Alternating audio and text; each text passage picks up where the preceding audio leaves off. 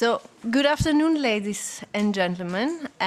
Welcome to this policy workshop, when trust becomes a luxury, how the cost of living crisis impacts political trust among the most vulnerable.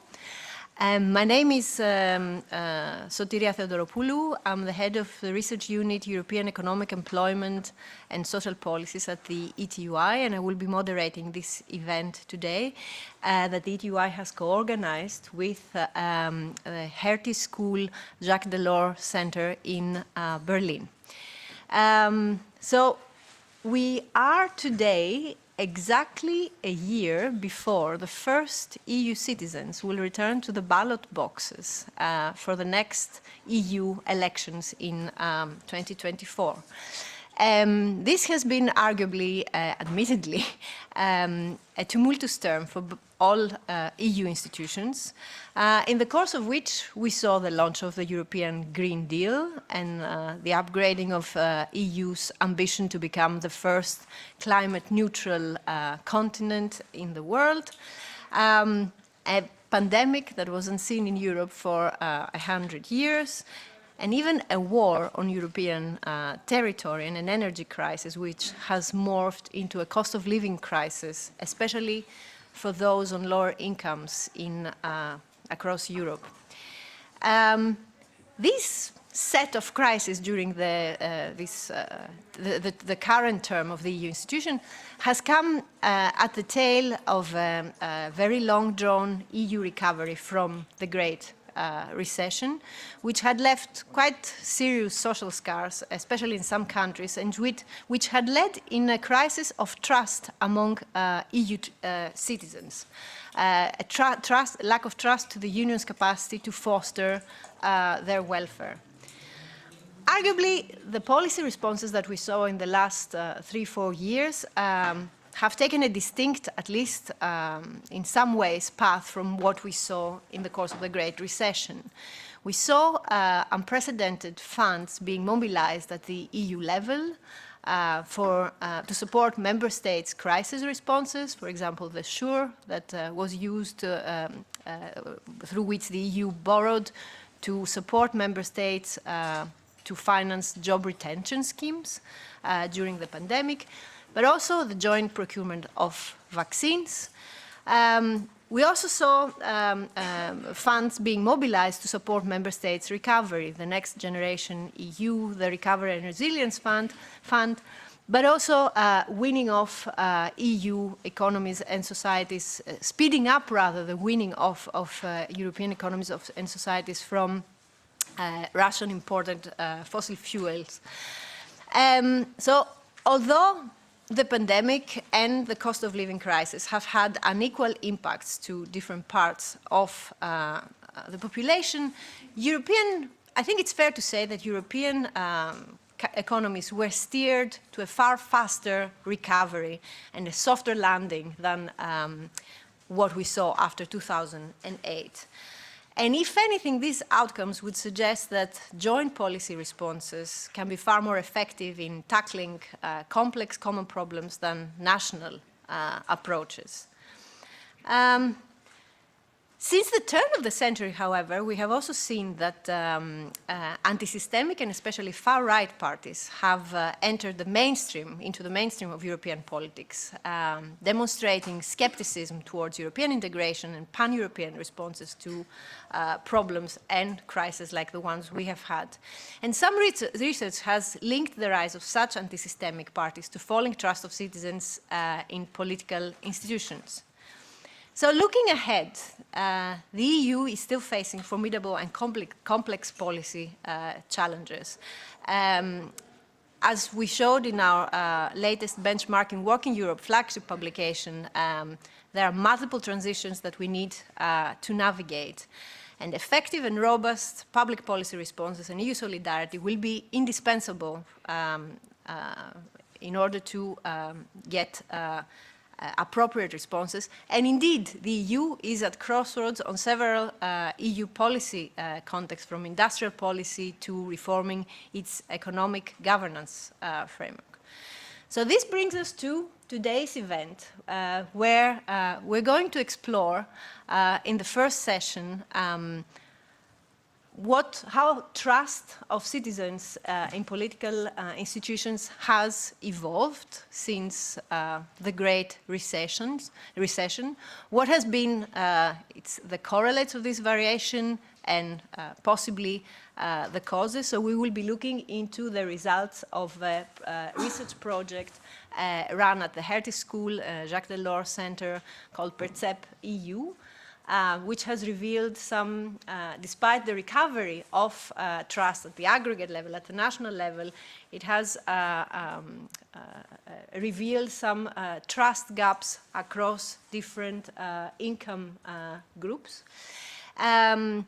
We will then try to complement this picture with insights from the research that Eurofound has been doing in the context of its European Quality of Life survey on how trust evolved during the pandemic and what impact this may have for policies. And then we will move on to looking into what the political implications of trust or lack thereof, the electoral and political implications of trust or lack thereof are for parties and electoral results. In the second session of today's workshop, we will then move on to see what kind of policies would help, given the findings that we will hear about, would help mitigate these political trust gaps ahead of the elections next year? Because obviously the results of these elections will have a great impact on what kind of on the likelihood, rather, to have the kind of policies that can deal effectively with the complex challenges that Europe faces. So as I said, I will moderate the first of this session, and I'm very happy to have with me today, I'll present them in order of being seated next to me, Yannick Janssen, who is a policy officer at the Delors Institute, who will present to us the main findings of the Percep EU project. We also have Professor Daphne Halikopoulou, who's a chair of in comparative politics at the University of York. We have Daphne Arendt, who's a senior research manager at the social policy unit of Eurofound. And we also have Johanna Lutz, who's the head of Friedrich Ebert Stiftung Regional Office on Democracy in the OSCE region in Vienna. So without further ado, I will give the floor to Yannick. So your presentation is this one, right? No, that's not. Percep. So I should put you in. Yeah, where is this? I think if you minimize it and go back to share. No, Yep. no. Yeah. Yep. Exactly. Yep. Pardon? Yes. So we have looked into Yeah. Thanks also from my side for the nice introduction, and also a warm welcome from the Jacques Delors Center as a co-host, and a big thank you also for the European Trade Institute that we hosted this event together. We are very excited for you and looking forward to the discussions. I think we still have a little bit of hesitation here. I will just wait until I dive into the presentation. Yeah, So we just want to share the screen All good. with those who are attending online. this one? No, this one. Yeah. Okay. Share screen. There. Oh, yeah. And wait. Okay, now you are in there. All right. Sorry. Thank you, Maria. This one away on the right side. Take this one away. Okay, Got got it. it. All right. Perfect. Okay, we made it. So as Sotiria already indicated, the current parliamentary term has been characterized by major economic disruptions, such as the pandemic-induced recession, but also the ongoing cost of living crisis right now. And in view of these economic recessions, we have seen renewed concerns about political trust and the decline of it in Europe. These concerns are based also on parallels that have been drawn to earlier events around the Great Recession a decade ago, where we have seen actually that following the recession there has been a steep decline in political trust, but also electoral successes of populist parties. That's why we wanted to look backwards to the Great Recession and to look at longer-term trends in political trust between and within member states to draw conclusions on the more recent crisis. I think this one is not. Maybe we can just. It's not working either. Is it on? It is on. Should be on.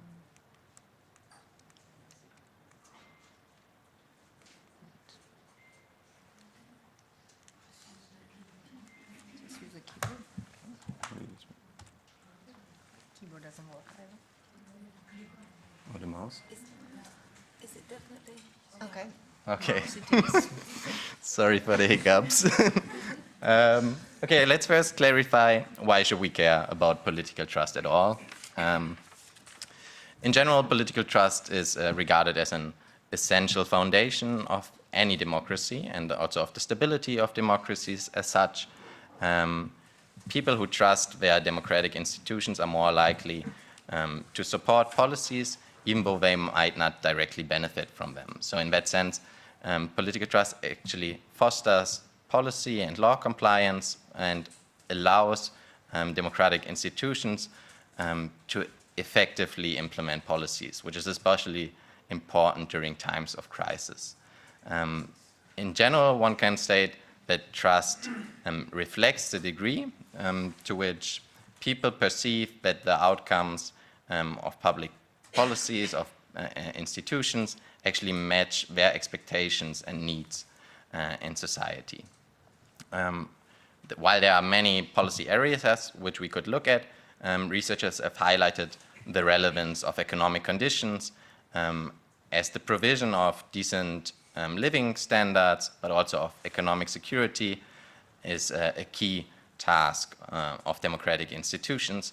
So researchers also have seen that there has been a pronounced decline in average levels of political trust after economic crisis. However, economic crises do not affect all citizens in equal manners. We can surely say that disadvantaged groups are more hit by the impact of economic crisis. And this is because they don't have necessarily the financial means to buffer the impact of economic crisis, and they also are more exposed to the corresponding changes in the labor market that come with recessions. So we might assume, or there's the risk, that especially these already disadvantaged groups might even lose further trust due to crisis, and the loss of trust has been shown to be associated with even worse outcomes, such as the alienation from the political sphere, but also with the tendency to vote for more extreme or populist alternatives. In general, if a significant segment of our society does not trust our democratic institutions, that should be a real concern to our social and political cohesion within European countries. But let's dive now into our results, and we have drawn our results from the European Social Survey, which is a cross-sectional survey that is which implements face-to-face interviews every 2 years. So we have a longer-term comparability, as they have done this since 2002. Our focus now will especially be on national and European Parliament, as these institutions could better represent the general political system. not as the government, which is really more associated to specific political actors. So here, what we can see right now are the average levels of political trust, or what people indicated how much they trust political institutions. Here, the national parliaments. 10 means I completely trust the institution, and 0 means I distrust the institutions. And what we can see is actually a stark variation between countries, but there is a geographical pattern. So higher income countries in Northern and Western Europe usually exhibit higher levels of political trust compared to Southern European or Central and Eastern European countries, which show way less high levels of political trust on average. If we compare that to the next slide, which shows the average levels of trust in European Parliament, we don't see that stark variation between countries here. However, it's noticeable that these countries which have shown the highest degree of trust in national institutions comparatively show lower levels of trust in the European institution, in the European Parliament here. The opposite is actually true for Central and Eastern European countries. And what's also visible is if we look at the gray dots there, we can see that there's a starker variation for Southern European countries such as Greece, Cyprus, and Portugal. So we see a variation over time. And that's why we wanted to look also a bit more into the trends over time, which we have done for both institutions. Here on the left side, you can see the European Parliament. On the right side, you see trust in the national parliament, and we have differentiated between the 4 country clusters, the regional clusters. So what can be clearly seen is that the steepest decline in trust, and this is true for national parliament, but also for the European Parliament, has coincided with the Great Recession, actually. It has been, however, quite asymmetrical between regions. So the gray line actually indicates here the Southern European average trust levels in Southern European countries, and we can see a very steep decline there in the period from 2008 to 2014. So this decline has been more prolonged for the European Parliament, which might be associated with the austerity measures which have been imposed on these countries by the European institutions, or by the Troika, so that people actually associated these measures or this protracted crisis with the institution and blamed them partly for them. Importantly, we see a rebound here, however, in the post-crisis period. So these average levels actually approach pre-crisis levels in Southern European countries, and they have on average also increased in the other regions.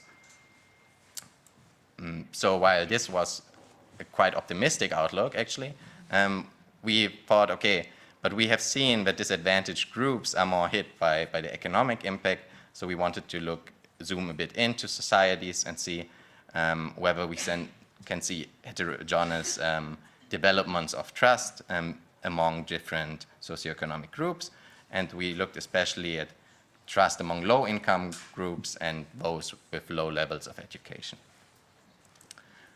So what you can see here is actually the predicted values of European trust. It's the result of a regression model. And what we've done there is basically, just to make it a bit easier, we have compared the lowest 20% income group with the highest 20% income group. And we can see that, of course, those with higher incomes show consistently higher levels of political trust, which is not surprising as such. But we can see that this gap really has increased or widened during the crisis, and it has not actually rebounced to the pre-crisis level. So we can actually see that while both have recovered a little bit, we see that this recovery is slower for those with lower income over time. I think, okay. And we have done the same then for different educational groups by comparing those which hold a university degree, which is here illustrated as the blue dots, and the red dots, which is the people which hold levels of education that are lower than secondary education. And again, we can see this persistent trust gap, this steeper decline for those with lower levels of education during the crisis, and then the slower recovery in the aftermath of the crisis. So what we have seen now is this unequal recovery of trust levels until now, and why does it matter now for our more recent crisis? That's what I just wanted to briefly give you an outlook on more recent crises and their distributional income, so we can actually see that recent crises again hit those that are more disadvantaged more severely. So if we, for example, look at the COVID-19 pandemic, these graphs show the change in actual working hours for OECD countries, and we compare low-paying and high-paying occupations. And so we can see that in the second quarter of 2020, there was a steep decline, and that decline or reduction of actual working hours was steeper for those in low-paying occupations. In general, this is due to the fact that especially low-income groups are overrepresented in those sectors that have been especially hit hard by the crisis, such as retail, transportation, or tourism. And both sectors were not or couldn't so easily adjust to telework as other more high-paying occupations were able to do. Concerningly, and there's the blue share of the bars here, we can see that a higher share of the actual reduction of working hours was due to the destruction of jobs among low-income groups, while for high-paying occupations it was rather due to the reduction, for example, via short-term work schemes. Then if we look more recently to the ongoing cost of living crisis, we can again see that disadvantaged groups have been hit more harshly, and this is due because headline inflation it was driven specifically by the rising energy prices and the rising prices in food, and especially low-income households spend a higher share of their consumption on these essential goods, so they cannot really just say, okay, we are not buying any food any longer, or not consuming energy, while those with higher incomes spend a way smaller share of their income on these essential goods. And this is illustrated also in the next slide, where we can see the median saving rates by different income groups. And we can see that those 20% with the highest incomes, which is the bar to the right, are able to save actually around 40% of their income, while we see that those belonging to the lowest income group effectively dissave. So they don't have any financial buffer to actually cope with rising prices. So all in all, we can see that both crises again hit those at the bottom of the social distribution, again, much harsher. And then let me just wrap it up for the implications, and we see that it might actually be much worse than we think, the state of political trust. While we've seen that average levels of political trust have rebounded partially after the crisis, also in countries that had been hit most severely, we see that there is a persistent trust gap between different social strata, and this trust gap has not totally rebounded yet, or minimized since the crisis. And this actually poses a severe risk to social and political cohesion in Europe, as we have seen beforehand, and due to the distributional impact of these crises. So what does this leave us with? I mean, I'm just giving here a little outlook for the discussion later on, but European policymakers should actually make good for their promise of leaving no one behind, and actually find a more effective approach of targeting support towards those most in need. Thank you very much, Yannick. Very clear points, I think, and a preview of the discussion to follow.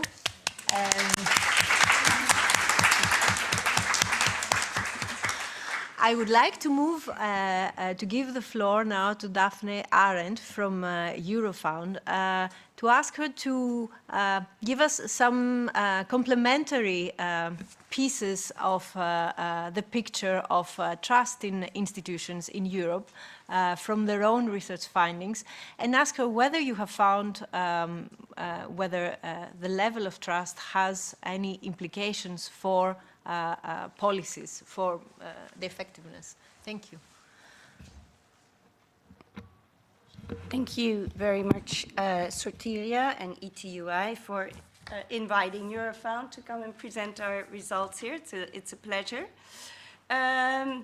So, you know where I work, Eurofound. It's an EU agency based in Dublin, and we are the European Foundation for the Improvement of Living and Working Conditions, quite broadly.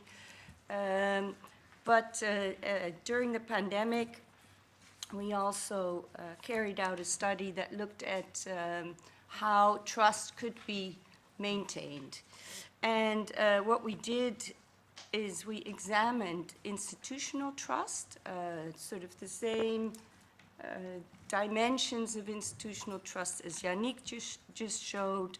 We had trust in government, trust in the healthcare system, trust in scientists, trust in the judicial system.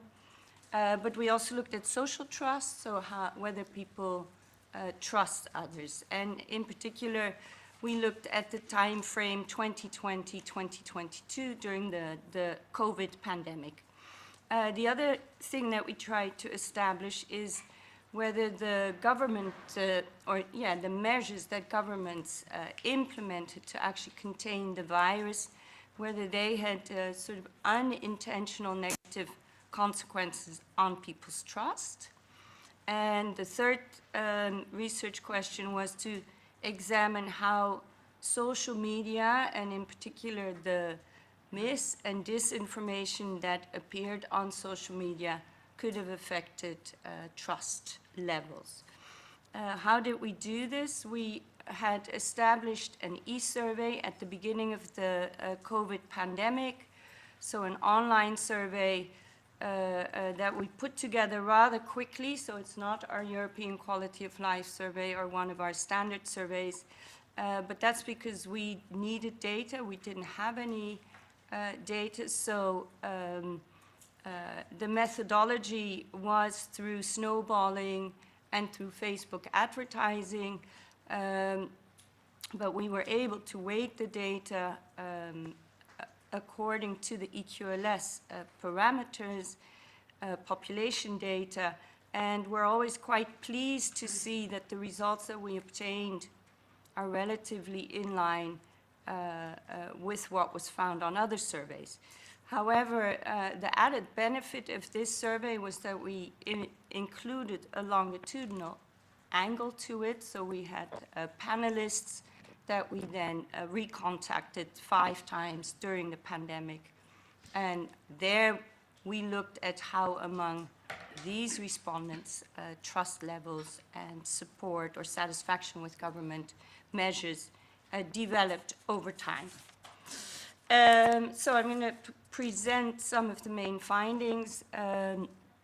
What we found is what has been found on other studies as well, is that trust fell after it had initially been relatively high. So we think that's sort of the rally around the flag effect, that at a time of crisis, people initially tend to put a lot of their faith in the hand of the leaders, in the hope that they will settle or help the situation, but that then actually dissolves rather quickly.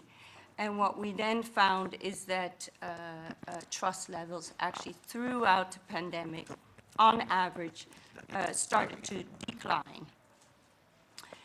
What we also discovered is that in times of crisis, it's really important that you have a satisfied citizenry,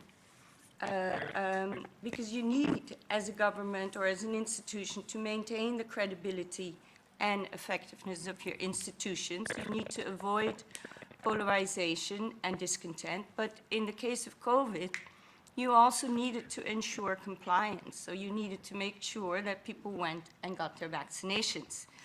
And we really found strong differences depending on whether people had trust or not in whether they went and got vaccinations and whether they actually followed the government's advice. The other thing we noticed was that trust in scientists really declined during the pandemic. And I believe I forgot to mention that we also, as part of this study, did focus groups and discussions with government experts in a couple of countries. And what we got out of that was really that scientists became to be seen as sort of stakeholders. So they were seen as part of the politics. And that's what created that distrust towards them. It was people were no longer able to separate the scientific advice from the government advice. And I believe, particularly in a time of crisis, it's of course incredibly important that we have evidence-based, empirical, correct information, and that decisions are based on this evidence. What happened instead, what we saw, is that during the pandemic, starting quite early on, social media started to play an incredibly important role. So there was a lot of information spread on social media with often incorrect information. And when we looked at the group of people that were least likely to trust the institutions, it was always the people that used social media the most often. So that was for us a very important finding. And you saw it not just in the extent to which they trust their national institutions, but also in the extent to which they were satisfied with the actions that governments took to fight the pandemic. And then the other thing we found, which is a little bit linked to what Yannick said, is that around the time that the Next Generation EU initiative, so the initiative showing huge solidarity, was introduced, we saw that trust in the European Union actually increased, particularly in the countries that were expecting to benefit the most from these funds. So countries like Spain, Italy, and Portugal is where around the time that the fund was introduced, we saw trust levels for the EU increase. And it highlights the importance of showing solidarity and of providing support if you want to maintain trust. So that brings me then to my main three takeaway points.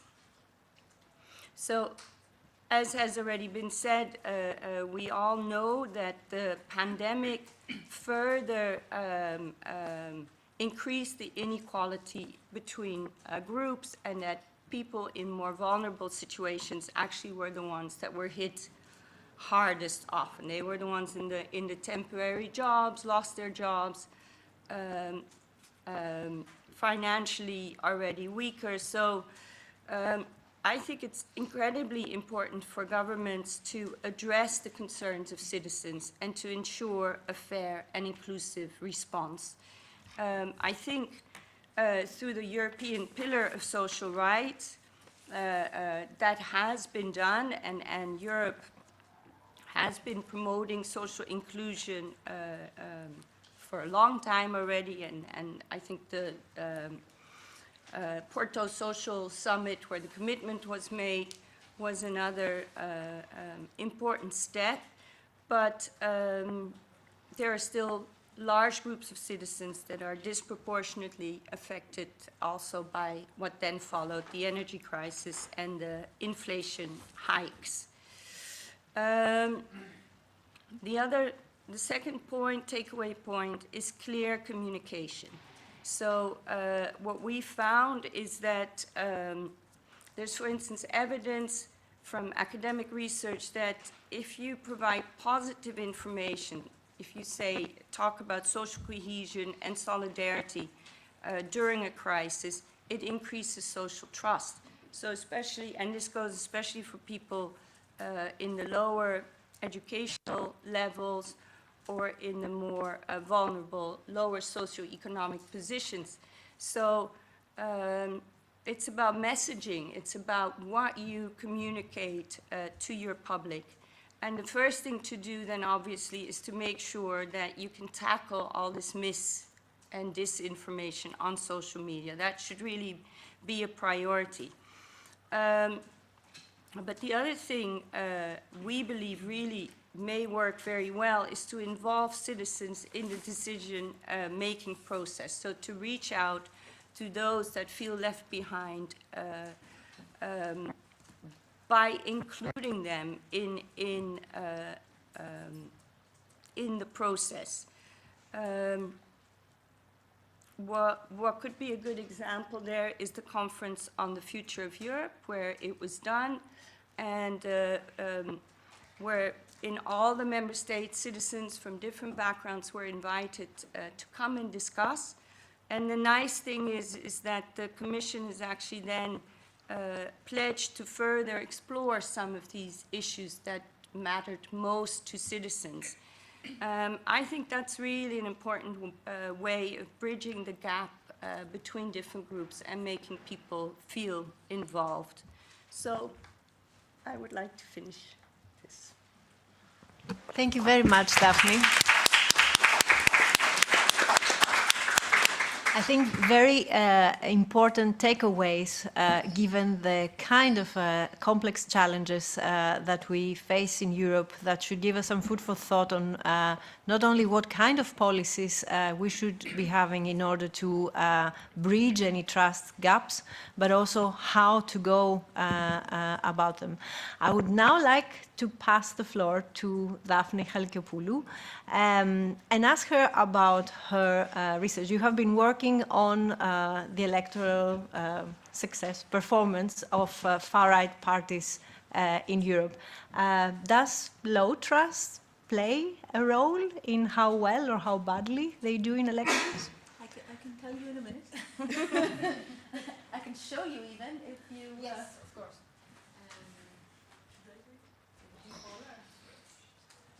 No, you have to open the shares. Okay.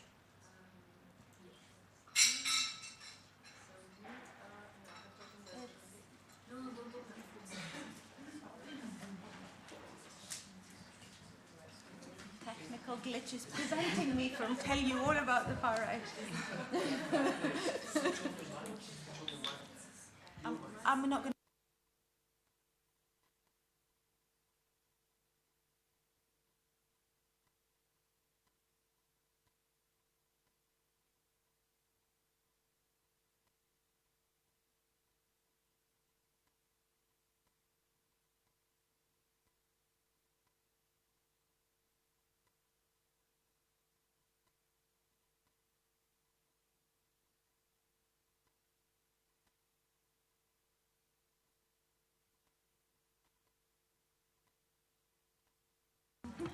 Does that work? Lovely.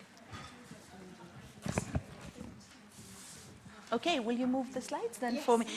Excellent. Okay, I think we have overcome our technical glitch, so now I can tell you all about low trust and the far right. First, can I say thank you so much to the ETUI and Hertie for inviting me here. When I was listening to Yannick present his findings on trust, they are so similar, actually, to some work that I have been doing, probably because I also use the European Social Surveys.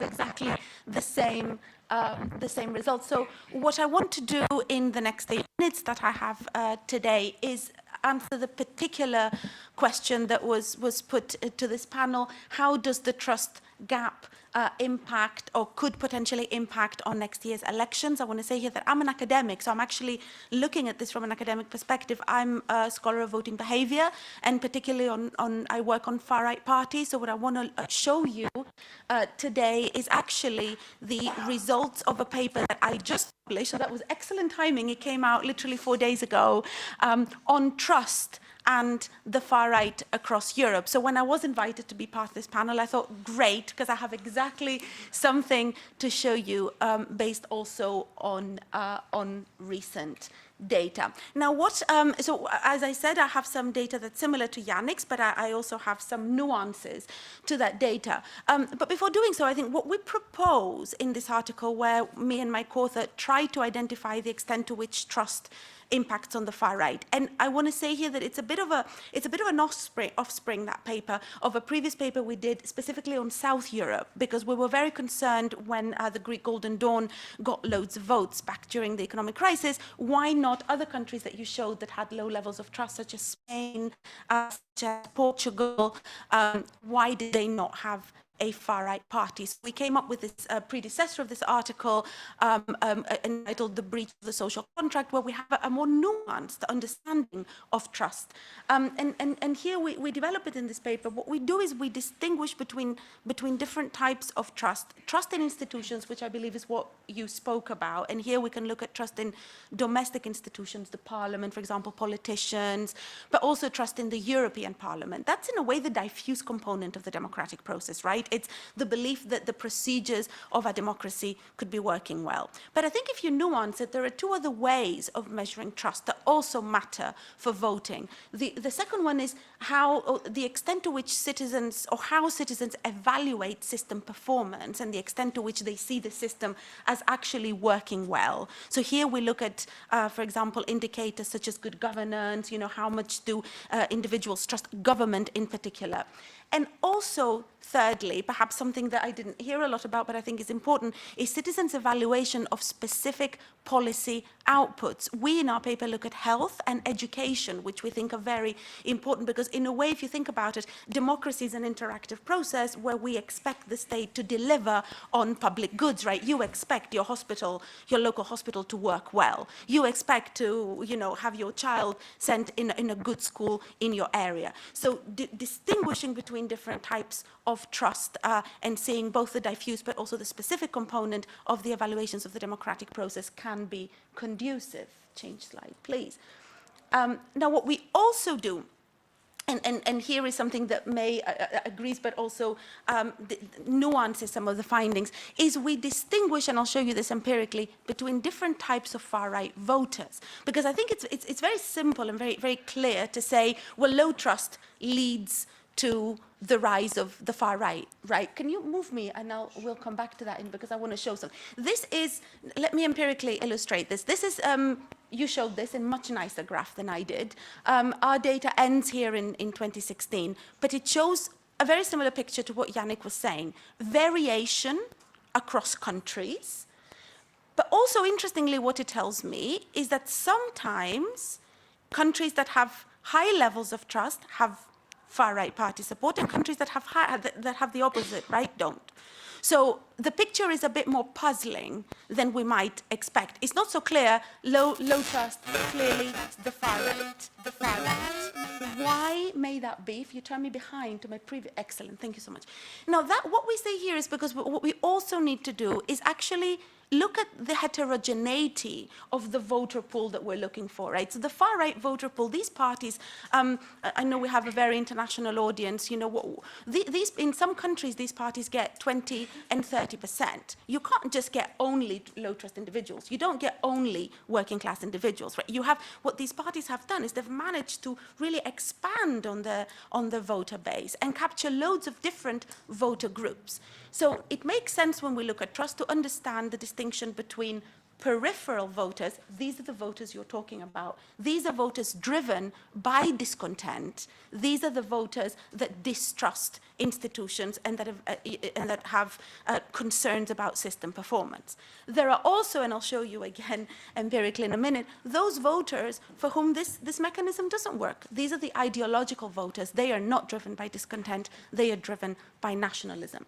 Therefore, we make 4 observations in this article, 4 hypotheses, if you like, which we test then and actually confirm empirically.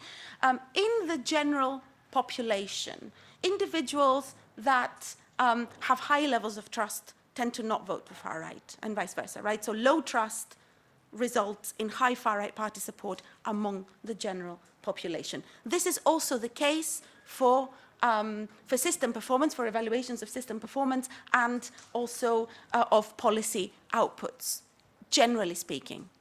However, and here's the counterintuitive finding that for policymakers I think is interesting and would be great to discuss further. However, among the core voters, the mechanism is actually different. So higher levels of trust in institutions are actually positively associated with far-right party support among ideological voters. The same goes for evaluations of system performance and policy outputs. So in other words, in certain cases, those people, some people who evaluate the system as working well, they also vote for the far right,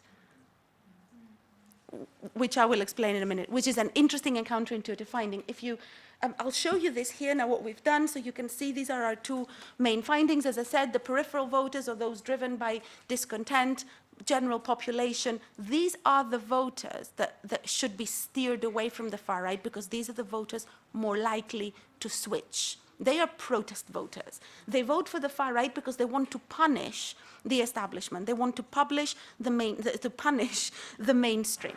Right. The core voters, however, and I'll show you how have we conceptualized them. So we've looked at the three types of trust, right? So trust in institutions, the top left-hand panel, performance satisfaction, and then the two policies, health and education. And we have conceptualized, we have distinguished between different types of far-right voters on the basis of their anti-immigrant attitudes, because anti-immigrant attitudes tend to be a core defining feature of someone who supports the far right. And we find, as you can see, that for most of these indicators, we find that those who positively evaluate the system, those who believe that their health, that the health provisions are good, that are anti-immigrant, they are even more likely to vote for the far right. Why? There is an ideological welfare chauvinist mechanism going on there. So a core voter, this explains the counterintuitive finding why Scandinavia, that has high levels of trust, also votes for the far right, right? Why is that? Because they believe, oh look, we have a fantastic welfare state, our welfare state works really, really well, right? We don't want to give it to foreigners. It's an ethnic egotism mechanism, according to Andreas Wimmer, right? We don't want to give our common goods to the other. Now what you can see here, so there's different types of far-right voters. I've got this is not from the paper, I just wanted to also look at the European Parliament here, but you can also see, broadly speaking, that if we look at trust in the European Parliament, there's also a very strong likelihood, as the people who distrust the European Parliament are far more likely to vote for the far right. This again is the general population, right? So to conclude, what I have shown is three things. In agreement with Yannick and the fantastic results that you have, I think we also found that trust, political trust, matters for far-right voting. So among the general population, the more you distrust institutions, the more likely you are to vote for the far right. Now, it also matters for policymakers who are interested in implementing policies, steering people away from the far right, specifically for what we call the peripheral voters. These are a numerically larger group. Now, we have shown this in work that we've done with FES Vienna, working with Johanna, that you'll hear from in a minute. We've shown this in much other work. So the peripheral voters are those who are discontent with the system and that can be steered away from the far right. The ideological voters are far more ideologically linked to it, so they're more difficult to steer away, even if we implement particular types of policies. So to again agree with Yannick and conclude is that these peripheral voters have significant economic concerns, concerns over the economic dimension of immigration, but also concerns about the cost of living, various economic concerns, and therefore, essentially what this means is that exacerbating the trust gap at a time of increasing cost of living, etc., this will increase the peripheral support for the far right, and therefore make the electoral base of these parties even broader. I'll leave it at that, and I look forward to questions. Thank you.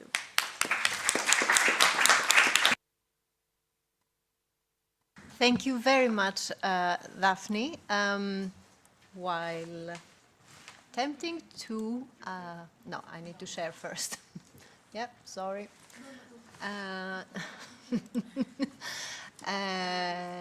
There it is. I'll get it right this time.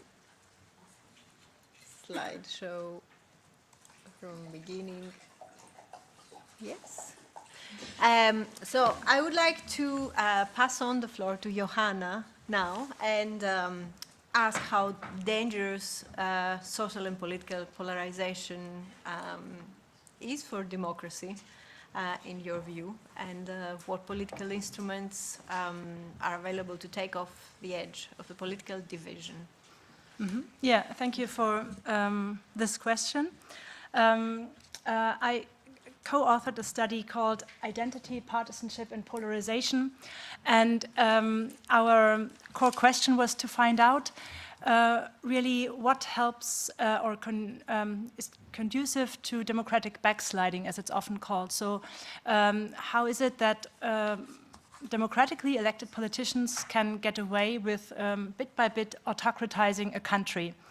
And we always thought that polarization must be a driver for this, because you can read in many Saturday newspapers and so on that polarization is so bad for democracy. And so we wanted to find out the mechanism behind this. You can move to the next slide, please. And so we didn't use the ESS, but made our own survey, which was a so-called candidate choice experiment, which we took in 7 European countries, was pre-war Ukraine. We were trying to find out whether voters were willing to trade off democracy for their partisan interests or for certain policy interests. So people were given 2 candidate profiles in a sort of election that they had to do on the screen, and each candidate also had the party that they belonged to, policy positions, and sometimes an undemocratic position or a neutral position. And with a regression analysis, we could find out lots of things. You can find the publication here. There's some left, and lots of data, and I'm going to concentrate on polarization now.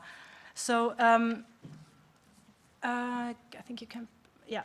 So we had different policy issues that we tested, and we also tested whether people were polarized over these issues in the different countries. And then, well, we found that in general, people in all the countries, whenever they found that a candidate was suggesting something undemocratic, they would punish that candidate by not giving them as many votes. That was across the entire sample. We also found that first and foremost, people are partisan, so it seems they really also trust parties. In this case, because I think what we found is that they trust parties to rein in a potential undemocratic candidate. They had some interests that they would trade off democratic standards for. And we did find that, yes, sometimes certain issues were polarizing a society, and that also motivated voters to forgive undemocratic behavior for this. For example, in Sweden, that was immigration. In Spain, it was the use of the Catalan language that polarized society. In Germany, it was, interestingly, our only socioeconomic issue, that was taxation and energy policy. And then in Estonia, Poland, Serbia, and Ukraine, it was the rights of same-sex couples that polarized mostly. But then we found 3 aspects in the results of our experiment that actually, the first one is really interesting, because we can say that societies are not that polarized in Europe, not as they are in the US, and we did this experiment, and that was run in a very similar way in the US before, where we could see more clearly 2 bigger poles. And that's not the case for many European countries. And in Germany, this was also confirmed by other research that has been going on, which is actually a good news. So there's often a strong support or a strong rejection for a certain policy issue. And then we saw that when polarization occurs, it centers almost exclusively on identity-based issues. So that's, for example, the rights for same-sex couples, or immigration policy, the use of a minority language, or foreign policy orientation, like between EU or Russia. But socioeconomic issues that did not feature much or hardly ever in these polarized issues. And then what we also found was that sometimes people would also forgive undemocratic behavior in a candidate, even if the issue was not polarizing. For example, in Sweden, Germany, and Spain, and you can perhaps move one slide along, rights for same-sex couples is not really polarizing. The vast majority is pro all kind of rights for same-sex couples. Yet it was perceived as being so important to people. We also had them rate the importance of an issue, that we can see that it's not only polarization, but sometimes it's rather the issue salience that actually makes people sacrifice certain democratic standards. And you can see here for Germany that, for example, also education is not a polarizing issue in Germany, and yet we marked all the policy issues with an exclamation mark, where people would then let go of undemocratic rights instead of if that candidate had their preferred policy position on the issue. And then if you could go to the next slide, we have the example of Poland, where there you can see it's the society is a bit polarized on same-sex couples' rights, and that's also the only issue that people would sacrifice democratic standards for. Polish survey respondents punished the most, basically, just behind the Swedish. And environment you could also count as an issue that's a bit more polarized in Poland, yet they would not forgive undemocratic behavior for this.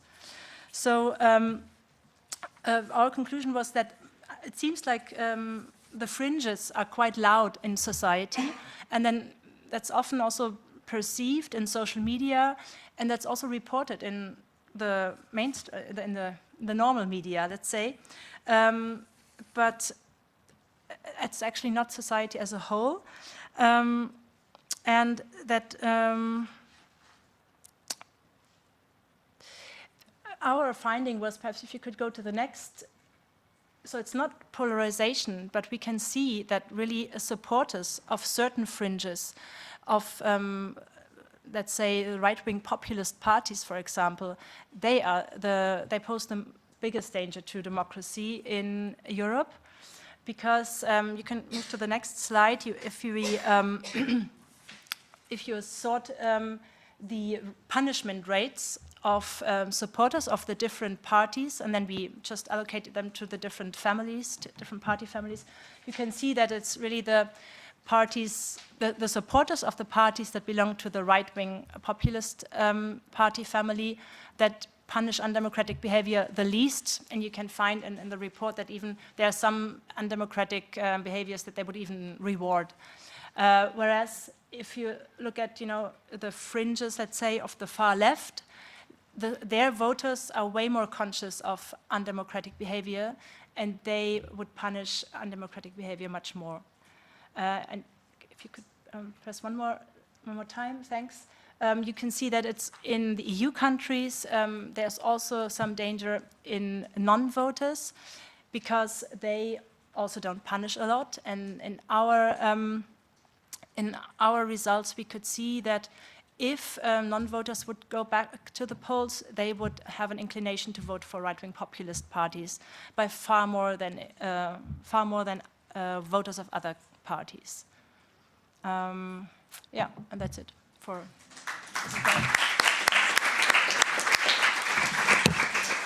Thank you very much, Johanna. So I would like to open the floor now to the audience for questions on the different presentations. I would suggest we collect 3-4 questions and we ask the panelists to answer before please present yourselves before asking your question. Yes, and then the gentleman. Yes. I'm Miss Europe from the Society Foundations. Am I right in thinking that your results showed a loss of trust in institutions? Would you take the mic so that no, it's fine, so that the people who are listening to us virtually can also hear you well. I'll start again. Please. Emily Stewart from Open Society Foundations. I focus on climate work, so I'm interested in green issues as a wedge issue for the upcoming elections. Yannick, I was looking at the results from your survey, and it appears as though there's a loss of trust in the institutions around the time of the European elections. And I suppose this is a kind of combined question because, Daphne, you also talked about the effect of people who are more online being more likely to lose that trust. And I wondered if the two things might be related. First of all, do tell me if I'm wrong, but it does look like there was a dip around 2014 and then also in 2019. And I wonder if that might be because that's a time when the parties are gearing up their spending. And so the populists potentially who have more online presence. So that's the question, is kind of combining your two observations. Can we see if there's any correlation between those two things? Thank you.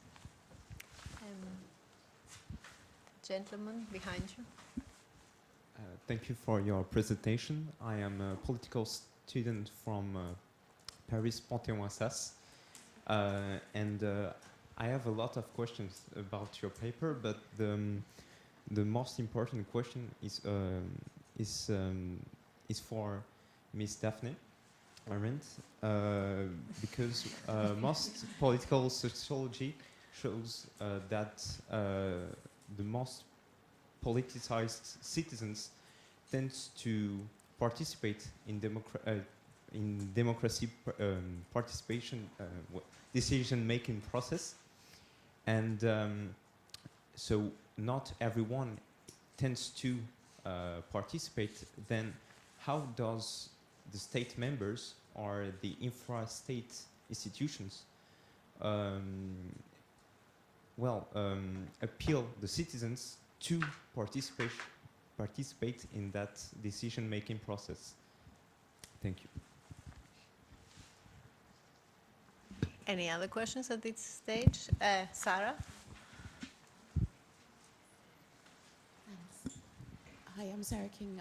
I work in the Secretariat of the European Economic and Social Committee. Would you please speak up a bit? Sorry, is that better? Yeah, thanks to all of you as well for your presentations. It's kind of linked, very good question. It's sort of linked to what the gentleman just said, because it was this issue about the fact that governments have to respond to the misinformation that's out there, and I think we all see it.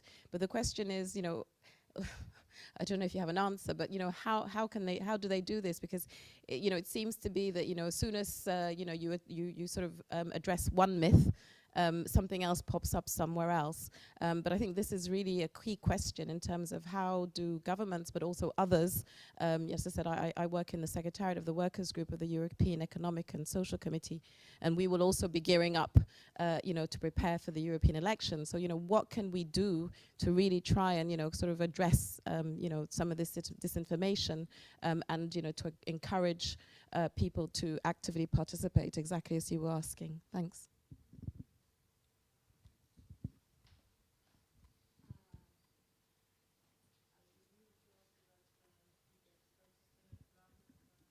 Answers? Yannick, would you like to? Yeah, I mean, I can answer, but I guess I would refer that question rather to you, as it concerns the communication. I guess that could be a factor, that campaigning actually influences political trust perceptions. In our study, we focused more on the economic issues, so that's why we related it rather to the Eurozone crisis and the austerity measures.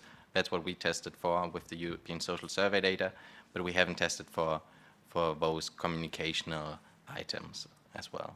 But I guess also you have further information on that, at least during the COVID crisis.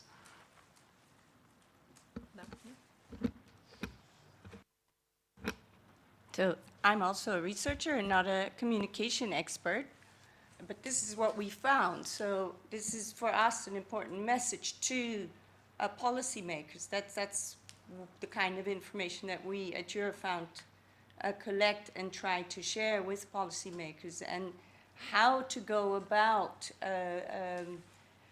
tackling this misinformation is, I think, sort of a million-dollar question. I don't have the answer to it either, but one possible solution is this deliberative or inclusive polling, where you get all kinds of people, also with a little bit along the lines of your kind of experiment, people with opposing views sitting in the same room, well, not quite the same, but sitting in the same room and talking about it and trying to see why opinions differ. And I agree that it's incredibly challenging to get people who are already disillusioned to come out and talk. Not being a communication expert, I do think that social media could play a role there, so that government institutions also become more active on social media and try to elicit this kind of discussion.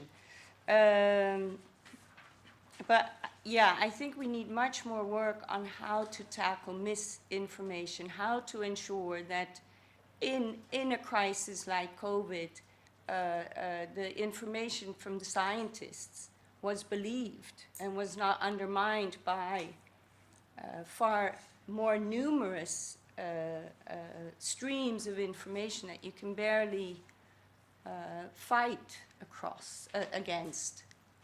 So I'm sorry, it's not the perfect answer that I can give you, but if there are policymakers in the room, I would urge you to start thinking about it. Having said that, I remember 20 years ago there was Margaret Wallström. She was the Commissioner for Communication, and they had Democracy D-Day already of how to get citizens more pro-Europe and more involved. So it continues to be a challenge in an even more fast world with way more information.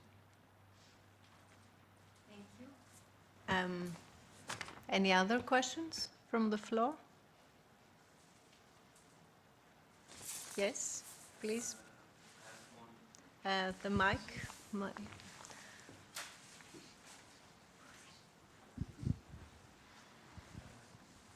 Yeah, I have a couple of questions, but maybe I stick to one which is most relevant to the upcoming election, and it's clearly a bit of a devil's advocate question as well. To Johanna, you said especially that people usually don't tend to vote, are more inclined to kind of not punish undemocratic behavior, so they might be more prone to vote for the far right. Does that in turn entail that one should indeed not try to mobilize these voters? Probably not, already taken. But on which issues can they then be picked up by more democratic-leaning parties, ensuring that the far right is not capturing them? So it goes a little bit in both. So how can you mobilize them without kind of running the risk that they go to the far right?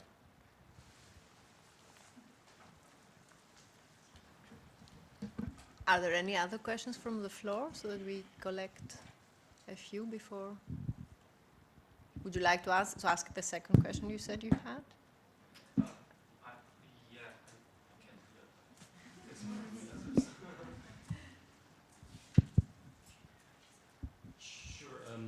To Daphne. One question was related to if there's any change if far-right governments are actually in power. So some recent research, which I read around COVID, was especially the trust in government, for example, in countries like Poland, actually increased during COVID because, well, the far-right is already in government. So how does that also dilute a little bit comparative results if you have far-right governments already in power and people are actually trusting them, but it's also their voter base, and that's quite big in a country like Poland. Hungary might be another case in point, wasn't part of that study which I'm alluding to.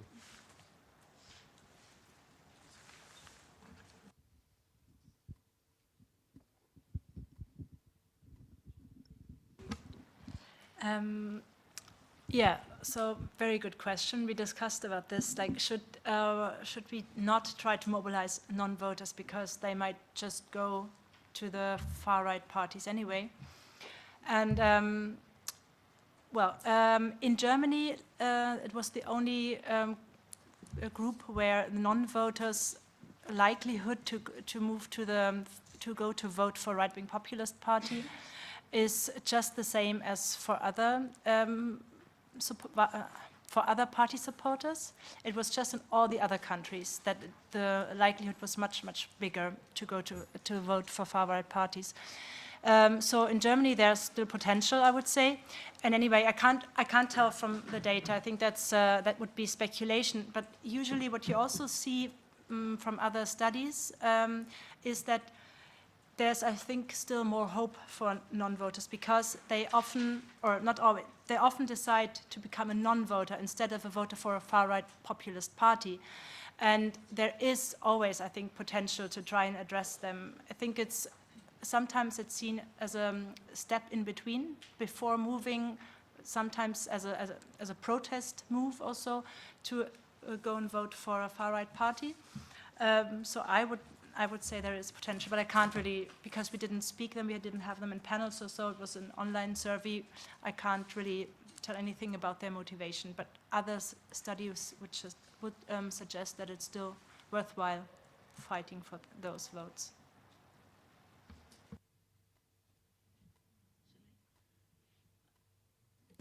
Yeah, thanks for that. That's a great question. We've been asked it quite a lot, you might imagine.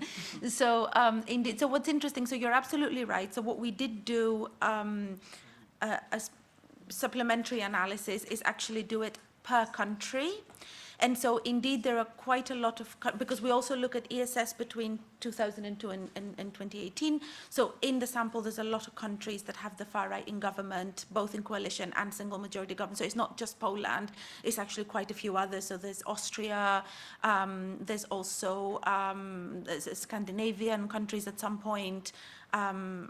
We have a list, I can't remember now. So what is interesting, so you're absolutely right that of course the dynamics are indeed, we could expect them to be different. What we observe and is really interesting is that there is variation even between countries that have the far right in government. So you actually have varied results. And what's even more interesting is that these results vary within regions. So actually Poland and Hungary, if I remember, I need to look at it to tell you the exact data. But even there is variation even between Poland and Hungary, right? So being in government doesn't necessarily mean that you're going to have specific types of results. They really vary, which is interesting in itself what that might mean. But also the variation, I think, within Central Eastern European countries is really interesting.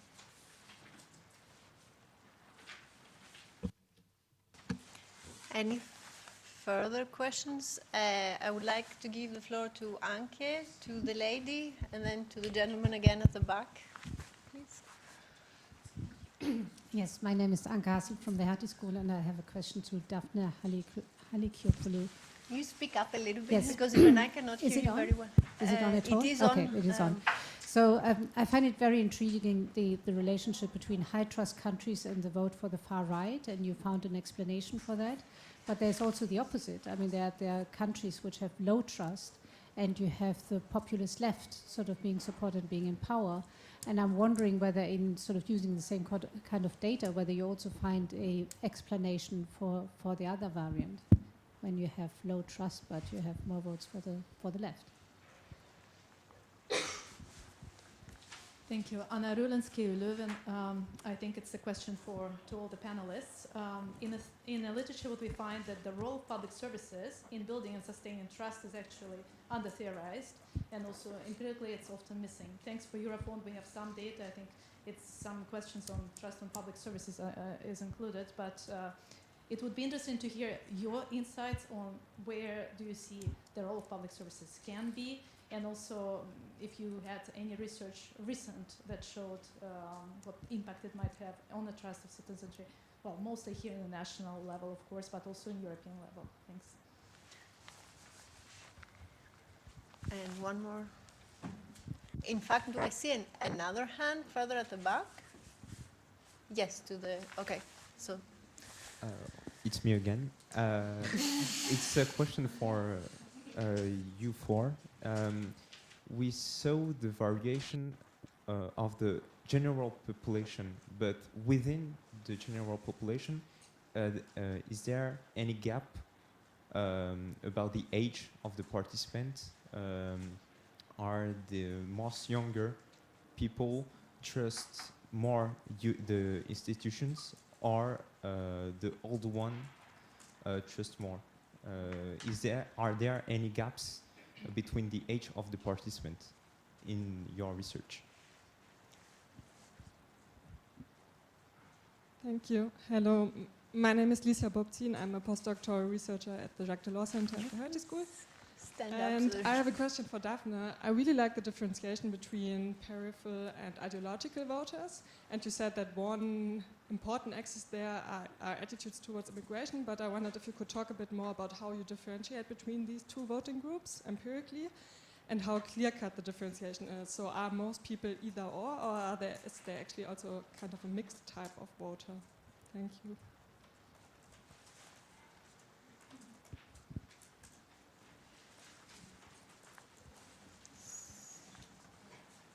Daphne, would you like to start? Sure, absolutely. So I'll take the two questions that were more relevant to me. The one by Anki about the left, I think, I mean, you're absolutely right. So the short answer is we haven't done the analysis on the left. And what I can tell you intuitively and knowing some of the voting patterns is that what is actually interesting is that we have had, despite, here's another puzzle for you, right? Despite the severe economic crisis and despite the disaffection, structural discontent, etc., we've actually had very few far left parties do really, really well, and most of these have been in Southern Europe. And now we're also seeing they're not doing that well. So Podemos, Syriza, they're sort of declined. Having said, so again, I think there are interesting variations and perhaps puzzling variations. Having said that, I haven't done the analysis on the left, and I think you're right, it would be really worth doing, actually. So avenue for future research identified. Now, on the core peripheral, so thanks for that as well. We empirically, okay, so ideologically, or sorry, theoretically, we look at an ideological distinction, right? So the core voters are going to be nationalist voters, because we want to identify voters who identify with the far-right platform fully. So these voters are expected to have strong nationalistic attitudes. They're also expected to be loyal to the far-right. Now, there's various ways you can measure that empirically. The ESS, one way that would be nice and clear-cut would be to look at what have you been voting for in a series of previous elections. However, sadly, the ESS doesn't allow us to do that, so we didn't have that luxury to be able to look at that. So we went for the second best option, to distinguish these voters based on their anti-immigrant attitudes, because according to a lot of literature, their nationalism is measured by how anti-immigrant they are. So empirically, what we've done in the sort of figure that I showed you was essentially those that had the three hardest core values on anti-immigration. They're considered to be core, and everybody else would be peripheral. Of course, the cutoff point, we did some robustness checks with a bit of cutoff point as well, but obviously it would be better if we could actually measure loyalty in a series of past elections.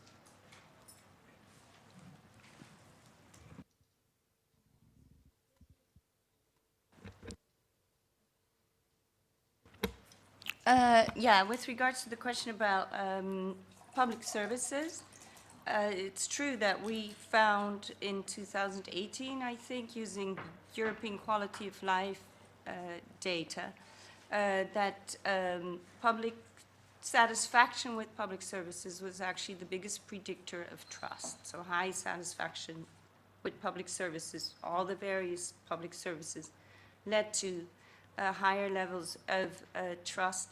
And we haven't retested it. I think we should.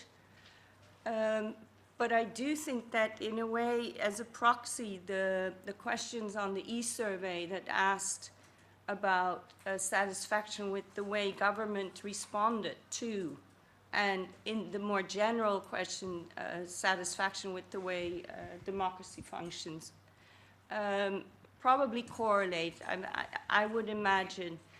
But I take your point, because it was it really was much stronger than all the other, than income or all the socio-demographic variables. So, Yes, public services are important and remain, and also for Eurofound, a very relevant area, the functioning and the quality of public services. Now, in terms of age gaps, we tend to find, and I think that's also on the European Social Survey, that younger people still exhibit higher trust level, that the middle age group is the most critical. But then I always wonder, it's so related to your socio-economic situation. So younger people haven't had these experiences yet. But it would be also interesting to see now that young people suffered a lot as a consequence of COVID, whether you see, we did see trust levels among the younger population dipping just as much as for the other age groups.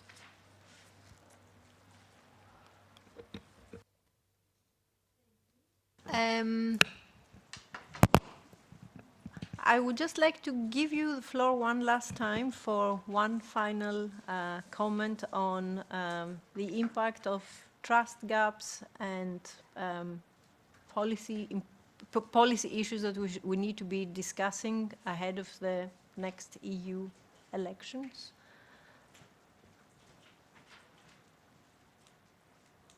Johanna, would you like to? Because I didn't really present our findings about trust and economic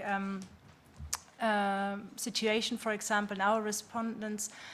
And we found something that's really interesting, and we have to, I think, also in the whole discussion be careful not to generalize, because as you pointed out, Daphne, it is country specific. It can be really different. And for example, we found that people who are in general more trusting, they tended to punish undemocratic behavior in a candidate much more.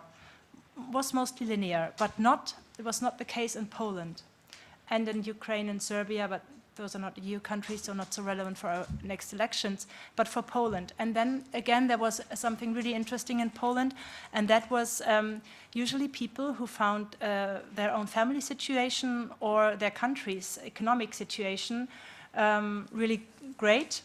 They tended to punish also undemocratic behavior more.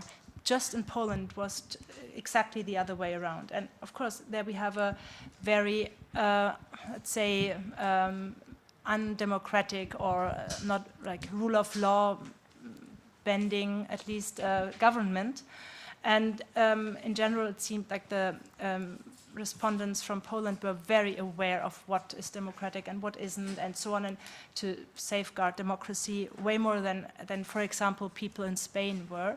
And I think I think it's really important to differentiate who is trusting, what's the economic situation, and it can be really different in each country, and what it does to people, and also how to address them during an election. And because the topic of communication came up, I think what I can really say from our research is we were really surprised by how much these identity issues played out, because the socioeconomic issues were formulated in a way that would really concern everyone. We did like income tax and energy taxes, so that's something that would concern everyone. But no, people were really, really mobilized, even if it wasn't polarizing them so much on this issue of same-sex couples' rights, or who is using which minority language when dealing with officials and so on. I think what's important also for communication, perhaps, be it by government or people who are running for elections, it's not to engage in these culture wars. And not to encourage them even further, because that's really what these so-called political entrepreneurs do, and I think we should not fall into that trap and somehow still mobilize them, but differently. Thank you. Daphne? I'll take you from the left to the right. The left to the right. We'll go from left to right. Right. No, you can talk about how to. Yeah, I wanted to say, I find it always very challenging for the European elections, because what I find so interesting about the European elections is that there's a couple of things going on. So it's often a protest vote, or people don't vote because they don't like the EU, or people vote because they hate the EU and they want the party that's represented in the EU to be more vocal. So, yeah, I always think that's the extra challenge that the European Union has when it comes to being to be representative of the voters in Europe and to reflect everyone's opinion. So you also have fractions of the right wing in the European Parliament that are not per se pro-Europe or interested in further European integration. So in terms of how you communicate and how you get people to vote, I think that's something that still requires a bit of work. Now, what I wanted to say is we're going to do a project ahead of the elections. If we manage to get it done on time, that would be great. But that's where we would want to look at some of these different inclusive initiatives in different countries and to see if we can learn lessons from how it could be done or what different countries have done so that potential policymakers and politicians can get some learnings from it. Because I do believe that this is a one way forward to make the process more democratic. Thank you, Daphne. Daphne. You can't escape from Daphne here in this time. Okay, I think I want to say two things. The first one is it's interesting from an academic perspective. I think we're here a year before the European Parliament election and really trying to decide what policies should we implement now to influence something that's going to happen in a year. And I think, sure, there are short-term policies and campaigns that affect voters, but there are also very long-term policies that affect voters, and we haven't really touched upon them. So we got a question about the communication earlier, which I didn't respond to, but I mean, you know, what do we do with misinformation? We educate voters. That's a long-term policy, but perhaps voters who have better tools to distinguish between the type of information they get may be more resilient, right? So building resilience, I think, is also a very long-term endeavor. And while it is interesting to sit here and discuss very short-term what we can do, I think we shouldn't really overlook the long-term perspective.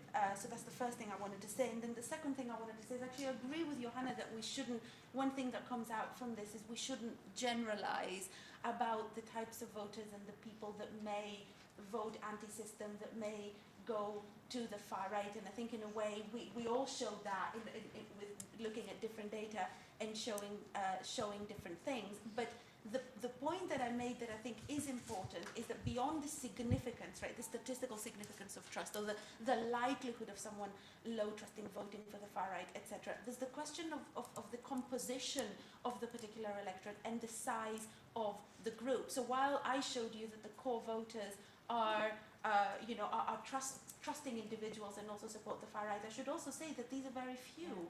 They constitute a very small, they're core, you can't get them out of the far right easily, but they're also a very small group. So numerically, right, the declining trust people, they matter, and policies do need to address them. Thank you. And Yannick? Yeah, I mean, maybe to add on that, I think in the short term, in the run-up to the election, it will be difficult, of course, to implement policies that would actually make a difference here when it comes to socioeconomic disparities within countries. However, I mean, if we're thinking a bit in the longer term, and that's something Eurofund has also showed, that common action, pan-European action makes a difference, and also makes a difference for people's trust. So we have seen that Next Generation EU has been very successful in containing the heterogeneous impact of the crisis, and also has shown that trust levels in countries, especially hit hard, were stabilized. However, when it comes to our research, we have shown that this trust gap between higher and lower social strata is actually existent across countries. So it's not only these countries hit hardest.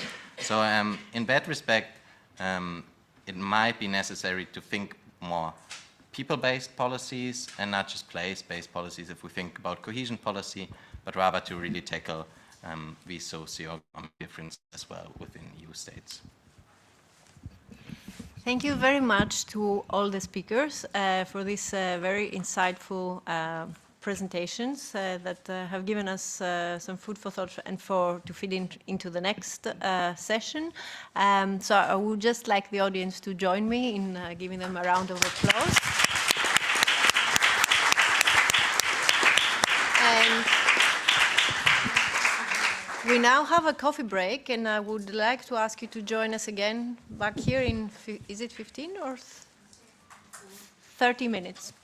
In half an hour.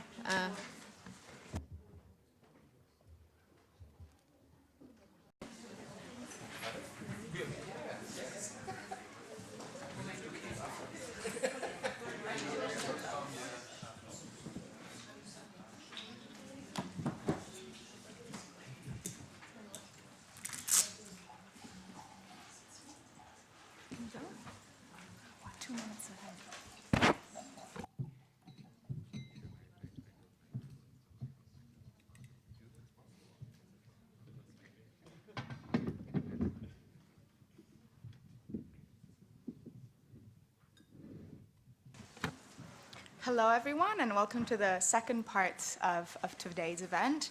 In the second session, we were thinking about focusing a little bit more on what policies can do to really mitigate this trust gap. And because the first panel was a bit more of a presentation type panel, and because it's a bit later in the afternoon, also we were thinking of having a bit more of a discussion between the panelists of our second session. I have the honor of having with me today Anke Hassel. She's Professor of Public Policy at the Hertie School. Patricia Veliko, she is Head of Collective Bargaining and Social Policy Coordination at Unequal. Torsten Muller, he is Senior Researcher at UCI, and Hilmi Teklu, he's Just Transition Policy Officer at Solidar.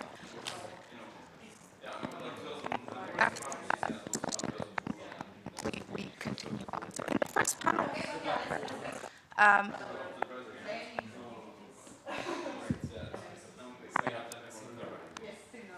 I will go.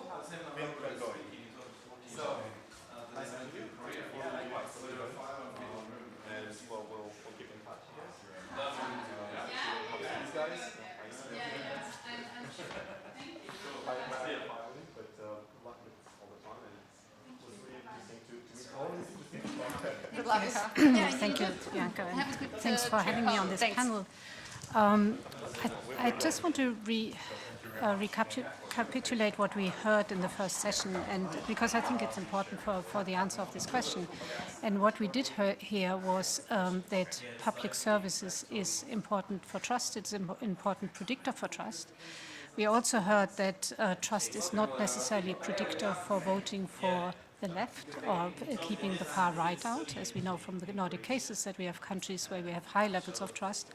But we also have high shares of votes for the far right, or for at least for the right. And we also heard from Johanna that identity politics is very polarizing, and and her plea was really for the left was to stay away from.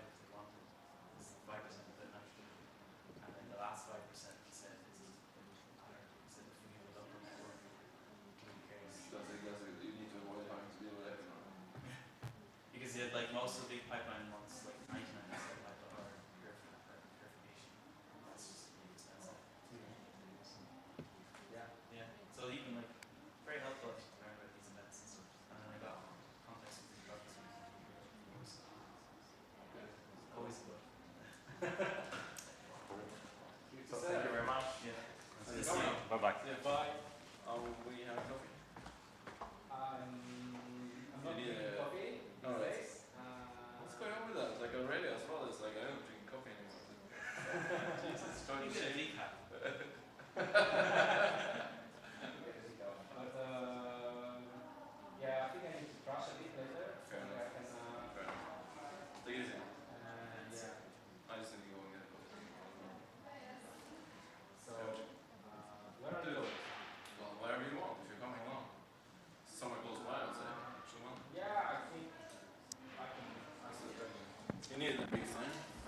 We can talk about something else if you want. Shit, now it works, huh? Just when you finish. When, is that online?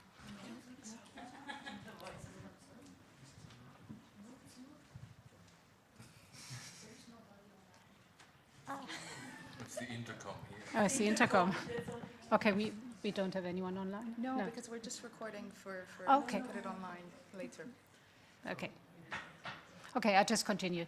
So what we have seen is a very strong response by almost all governments, being center-left or center-right, which was focusing on the protection of jobs, especially during COVID with short-term working programs, but also, and furlough programs, but also the protection of income. And we have seen that now during the cost of living crisis, that governments have developed all sorts of policy instruments, and I'm sure we will cover that later, to protect incomes. But what that means is that the political space for election campaigns between the center-right and the center-left is actually pretty small. And if you look at what the Commission has done over the last couple of years, both to do with COVID, but also to do with Next Generation EU, has already positioned itself very much in the center ground, and it will be very difficult for center-left parties to actually have an election campaign to show where they would make it. Thank you very much, Anke. Patricia, now moving on to the world of trade unions, have you also witnessed this trust gap? And if you have, what sort of practices have you put in place to counteract this? Yes, thank you. So maybe just a few words about the organization I represent, because maybe not everybody knows Industrial Europe. So we are the European Federation representing workers in the manufacturing industries, including metal, automotive, shipbuilding, but also the chemical industry, textile, and energy, and we have over 7 million members across Europe. So the short answer is yes. We have unfortunately also witnessed this trust gap. And maybe to provide a more complex answer to your question, I think this has been really exacerbated, especially since what was called the Great Recession in the previous presentation, because what we have really seen after the financial crisis was really an attack on trade union rights. We have seen an attack against collective bargaining, which has really gone down across Europe.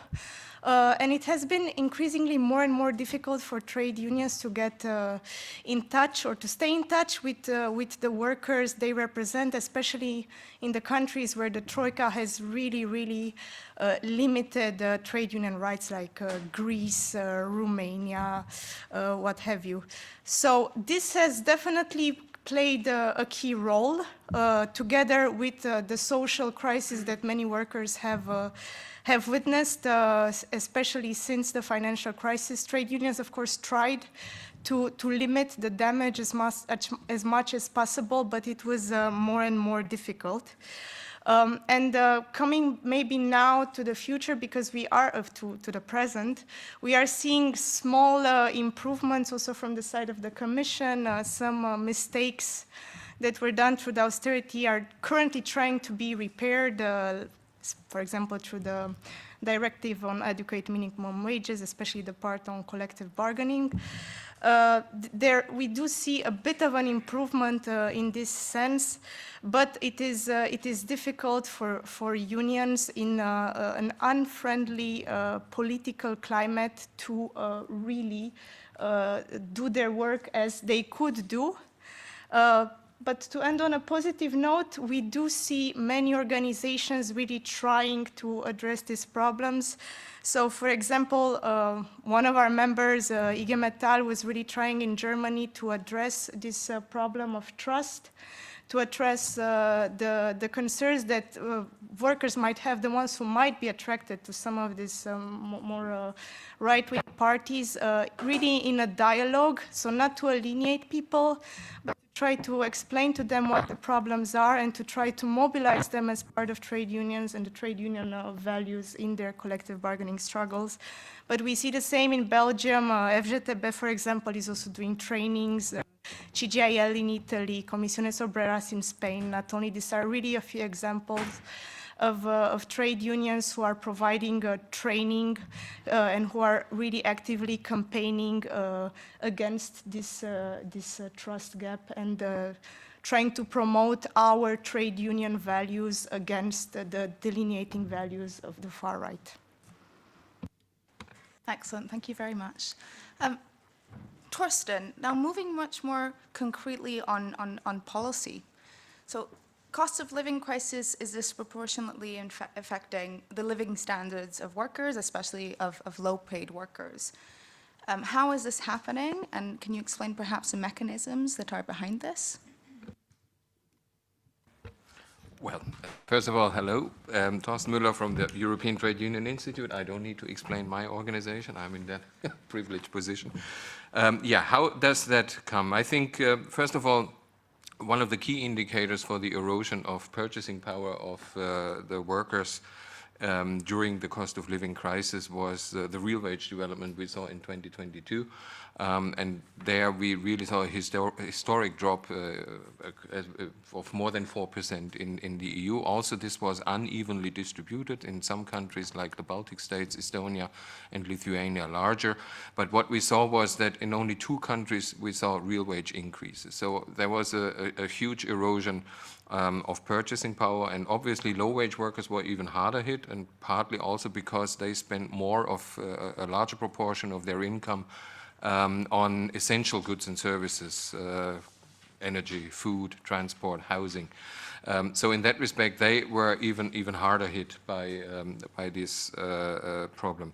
And the mechanisms behind it, I mean, we always hear about the wage price spiral, and that was actually not the problem. The key problem was obviously the disruption of supply chains, partly also because of COVID measures in China, and then obviously the explosion of energy prices, partly also because of speculation, in particular the food and energy prices was also to a large extent caused by speculation on energy and food markets.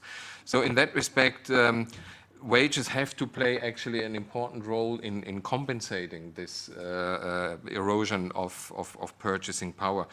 But when we talk about low-wage workers, what we also saw was that in half the member states, we saw also a decrease of the real minimum wage, and obviously that didn't help in addressing the even more pronounced problem of low-wage workers in terms of securing purchasing power. But I want to leave it at that, because we will come to in what respect minimum wages and collective bargaining can help to address that problem. Thank you very much, Torsten. And then, Hilmi, I think now it would be important to, factor in the role of CSOs. But before we do that, so the role of trust. We have seen that this concept is obviously perceived very importantly by the European population in terms of the green transition. Do you think that this is really the way forward to gain a broader trust and broader consensus from European voters and European citizens? Thank you for your question, Bianca. Maybe just before answering, for those who doesn't know Solidar, so there's a European and worldwide network of CSOs working to advance social justice through just transition in EU and worldwide, just to give you a bit of information. Regarding your question, I'm hoping to bring some CSO perspective to it. So how we see it is, we see that polluting businesses have often pitched to citizens the idea that climate policy actually was making people's lives worse. Taking from there, the far right is using the same arguments to advocate for slowing down the green transition. And recent developments, we see the same thing from the liberals and the center-right, that actually there's a call to pause the nature restoration regulation. But it's interesting enough, most of the citizens, we're talking about 88% according to Eurobarometer. And keep in mind, when we say citizens, we should also consider other people's reality that lives in Europe continent, such as migrants, refugees, and asylum seekers is some of them. They actually support the European Green Deal, support the measures to reduce air pollution, plastic pollution, to insulate our homes better and to switch to renewables if these leave no one behind, of course.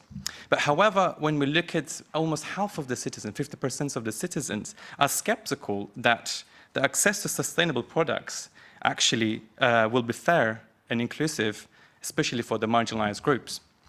So according to us, citizens are the driver of the green transition as they implement local solutions. To give an example, is the energy cooperatives. And we're in ongoing Russian aggression of Ukraine, as well as high inflation was a great catalyst of climate policies. This clearly showed the consequences of not moving fast enough to renewables and who was paying the high price for it. So as it stands now, citizens do not perceive that the green transition is done in a fair way. The notion of justice is here very fundamental to make sure that policies actually get the public support from everyone, especially from the most marginalized groups. So I think we should bear in mind that inequalities and discrimination accumulate and are very transversal. So far, the people that pollute the less are disproportionately affected by the climate change and pay a high price for it. I mean, if I'm giving another example here, if you think about a family of a single mom that lives in a poorly insulted home and pays an increased energy bill today, even though she has a smaller carbon footprint due to her relatively low income. As Solidar, we believe that making the ecological transition just is political choice. For the green and social transition to be just, we need this process to be democratic, transparent, and inclusive. Otherwise, we observe decreasing trust and polarization of public opinion. This is to say, CSO's involvement is important for social cohesion because they can be an element of democratization of the green transition just because their involvement in policy making makes the process itself more democratic. I mean, needless to say, civil society organizations can reach out to millions for a collective reflection and engagement. Lastly, when we talk about these millions are not typically involved in other structures. So it's an actual multiplier for democratization of the transition because you see that they offer education, they offer learning and capacity building and empowering. Opportunities to creating links between local, national, EU-level engagement in the transition processes, offering community engagement possibilities that actually ultimately have an impact to entire communities. There was one question from a young gentleman in the first panel, how to actually increase active participation in these processes is actually, one way is to collaborate, strengthen the collaboration between CSOs and institution, that one way to increase this active participation. And I'll conclude here. Thank you very much. Wonderful, thank you. And I think we're just going to dive back in the concept of just transition in a minute with Patricia. But before we do that, Anke, within the context of the new economic government, what role does investment have? And do you think that this can then spur a greater wave of trust, or can it not? I think it's a big step from the economic governance question to the role of trust via investment, but maybe we can sort of take these steps one by one. So the new fiscal rules, which are being discussed at the moment, are a step forward in the sense that they are more flexible than the old ones, and they give countries and member state governments much more the opportunity for a much more tailored response, either to crisis, but also for their investment strategies and for their budgetary rules, for their own budgetary rules. And that is very well needed. And the whole concept of a debt sustainability analysis is also a more flexible concept than there was before. So in that sense, I think the whole sort of direction in which this discussion is going is very good. The only problem is that the needs for new investment for the future will be so large that the new rules will probably not be sufficient because governments will have to spend more than they will be allowed even under the new rule and even under the more flexible rules.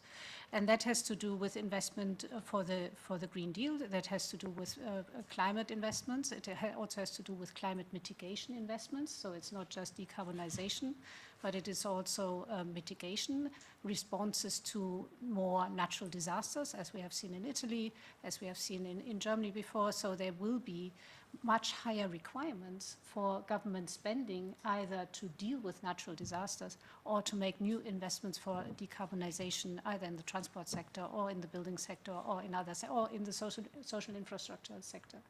So, and when you calculate all these different dimensions together, you will realize that the fiscal structure that the EU is giving itself and the members of the Eurozone are giving themselves will probably not be sufficient to meet that. And I think that is a problem. And we will hit this, these limits again and again because there will be more fiscal needs than these rules will allow. So and then the question, what has that to do with trust? Is there sort of a link between this problem, which will continue, and the problem of trust? And the problem, the link is where these immediate expenses for natural disasters or for other types of crises will crowd out investment for public services, also for social protection. I think that is when we have this trade-off, or when governments are faced with a situation where they can either invest in climate mitigation or decarbonization, or they can spend money on social protection or on other kinds of social infrastructure, or even physical infrastructure, public infrastructure. And there we need to have a system and a sort of new types of rules.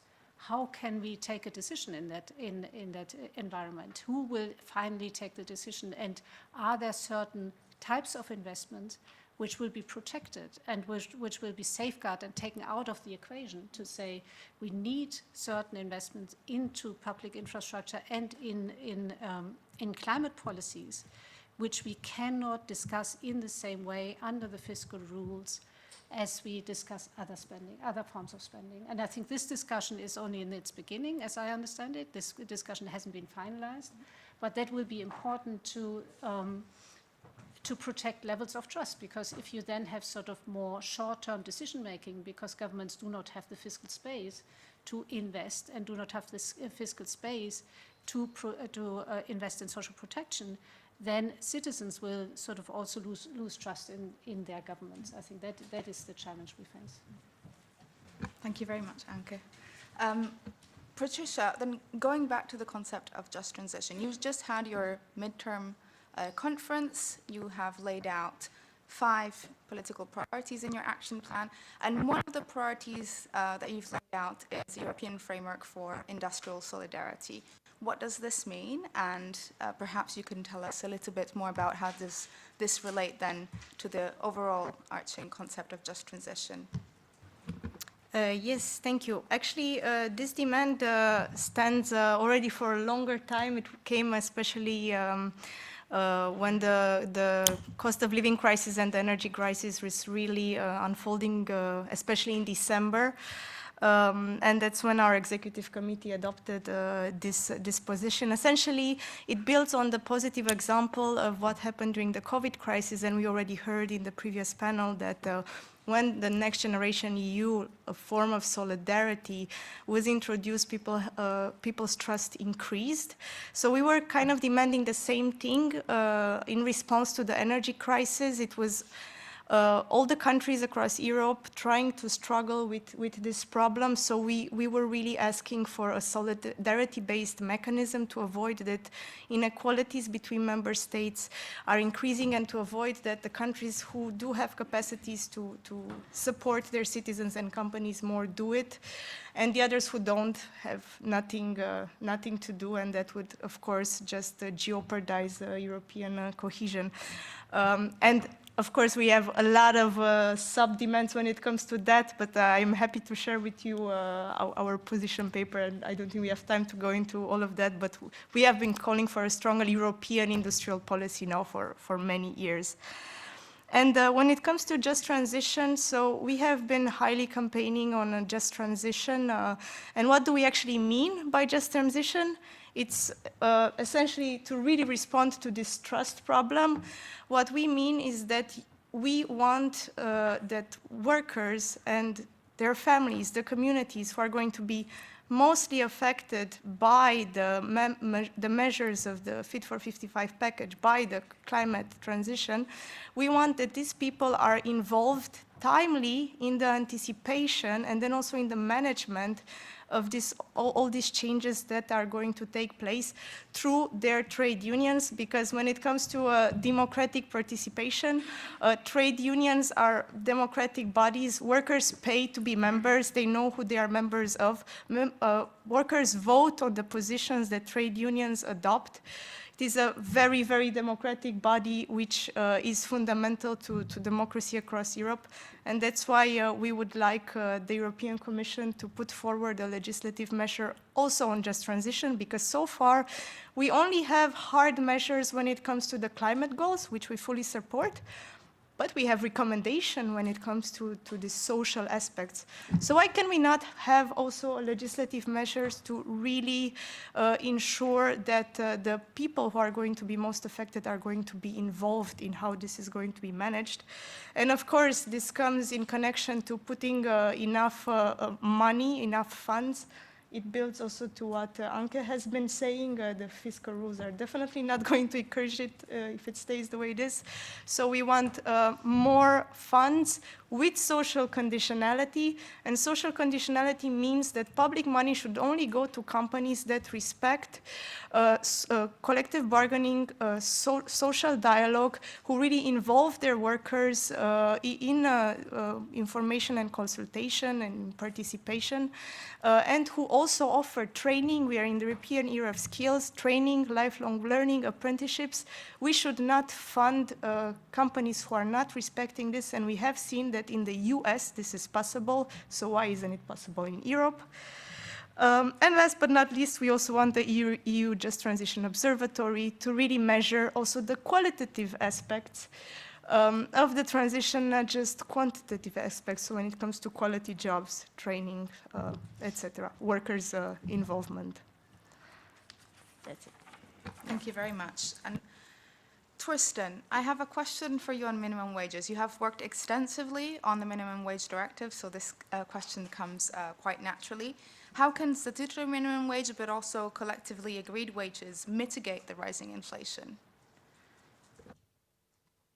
Yeah, I mean, there is a technical answer and there's a political answer. I mean, technically, it's quite obvious that an increase in minimum wages is an important tool, especially for low-wage workers, to address the cost of living crisis, and particularly those segment of the labor force that's particularly hard hit.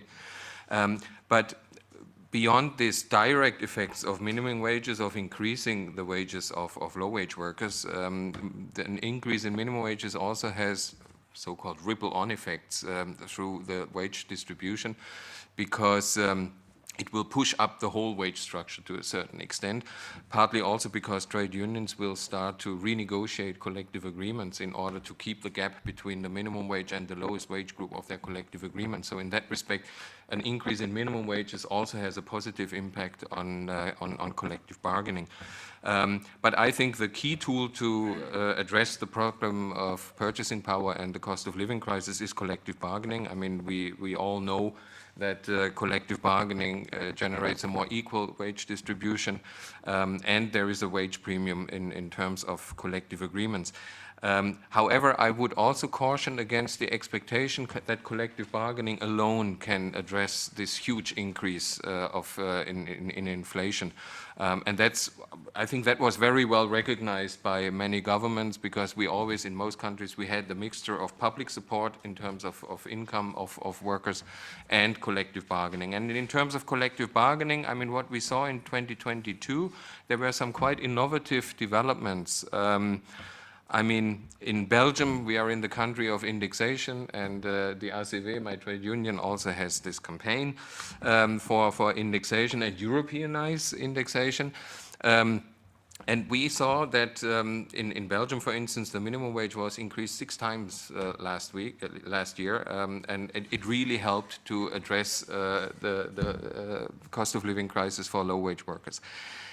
What I mean is, in terms of innovative elements of collective agreements, we see in many countries, Netherlands, Spain would be an example, there is kind of a renegotiation clause in collective agreements, which means that if inflation increases above a certain level, the wage agreement one had needs to be renegotiated to address the more severe problem. And I think that is not a statutory indexation mechanism, but a negotiated indexation mechanism. And I think that that is a very innovative element. What we also saw was a kind of a solidaristic wage policy in many countries, meaning that trade unions try to negotiate disproportional increases for lower wage groups, sometimes also by combining percentage increases with a lump sum payment. And in that respect, we saw that unions in particular and collective bargaining more generally was aware of the problem of low-wage workers and addressed this problem. Now, the political dimension of all this is, I think, when we talk about trust, and Patricia mentioned already the crisis in 2008, 2009, and I think at that time it was the EU institutions that took out of the hands of the trade unions and the collective bargaining parties this important instruments of minimum wages and collective bargaining, because it was all about decentralizing collective bargaining, decreasing collective bargaining coverage, and it was about freezing and cutting minimum wages. So these two instruments were taken out of the hand of the collective bargaining parties to deal with the crisis at the time. And I think in that respect, EU institutions learned their lesson.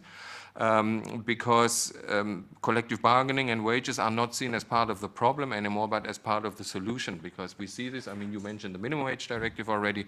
There have been several initiatives to strengthen wages and collective bargaining. Minimum wage directive is only one. There was a pay transparency directive to address the gender pay gap. There was a recommendation on the support of social dialogue, which also contains a lot about collective bargaining and supporting collective bargaining. There was something on bargaining rights of platform workers. I mean, there was a whole bundle of measures which kind of show that they learned their lesson. In that respect, if I look back at the last 3 or 4 years, I'm quite optimistic that we are well prepared to face future crises as well in that respect. Thank you very much, Torsten. Hilmi, I would like to ask you a similar question to what I asked to Patricia. So it seems that you have common goals, because, of course, you're also championing for the just transition. It's at Solidar and also as in a larger CSO sphere. So what initiatives are you really trying to put in place at a European level to make sure that there is a just transition and that future climate strategies really have a social dimension attached to it? Thank you again. Well, I think it's important to note that here that civil society organizations have been at the forefront of the intersectionality of this fight, such as climate change, social justice, and so forth, through alliance building and cross-sectorial cooperation. Since 2015, CSOs also adopted 2030 Agenda and Sustainable Development Goals as a framework for advancing the climate action and social justice. This followed with the creation of SDG Watch Europe Alliance, to give an example. It's an EU-level cross-sectoral CSO alliance that involves NGOs from development, environment, social, human rights, and other sectors, and their agenda to link Sustainable Development Goals to European Green Deal. And then this followed with the announcement of the 2019 European Green Deal itself. Then what we see there, what we observe there, CSOs have increasingly started to tackle issues related to the social dimension of the ecological transition, such as energy poverty, transport poverty, inequalities that are at the roots of climate change. And what we observe here is that increase in cooperation among climate and environmental movements, trade unions, social NGOs and so forth. And today we can say there's coalitions such as the Right to Energy Coalition, the EU Wellbeing Economic Coalition that actually advocate for just transition. And Solidar is also one of the organizations that initiated the alliance called the European Alliance for Just Transition. And this alliance came into life in 2021, composed of 36 European stakeholders from environmental NGOs, human rights, political groups, political parties, work representatives, and so forth. With an objective is just to provide space for its members to come together to exchange views and learn from each other, and if necessary, to actually advocate for the change. Another example of different organizations coming together to work is the Real Deal project. It's is a European Horizon 2020 funded project, program funded project, where its objective is to reshaping citizens and stakeholders' active participation and deliberation in the green transition. So one of the activities of this project is to have Civil Society Forum for Sustainability, where we aim to provide space for civil society organizations to come and have a dialogue, discussion around policies around European Green Deal. But not only civil society organization, we try to bring European level, national level policymakers, researchers into this discussion, so it's actually a learning process for on both sides.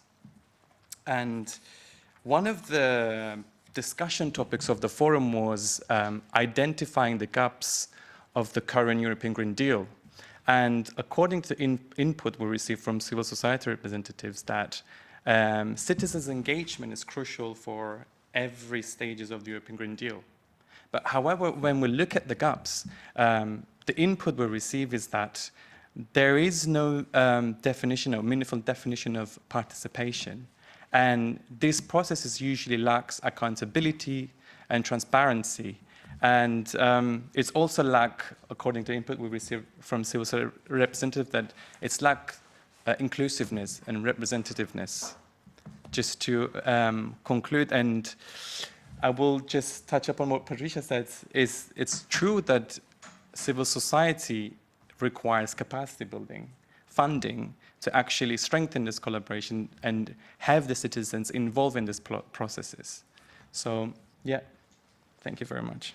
Excellent, thank you very much. I have a bit of a normative question for you all before then we leave the floor to our audience. So imagine that you had the newly elected parliament and the newly sworn in commission right in front of you, and you had to give us out a few policy recommendations.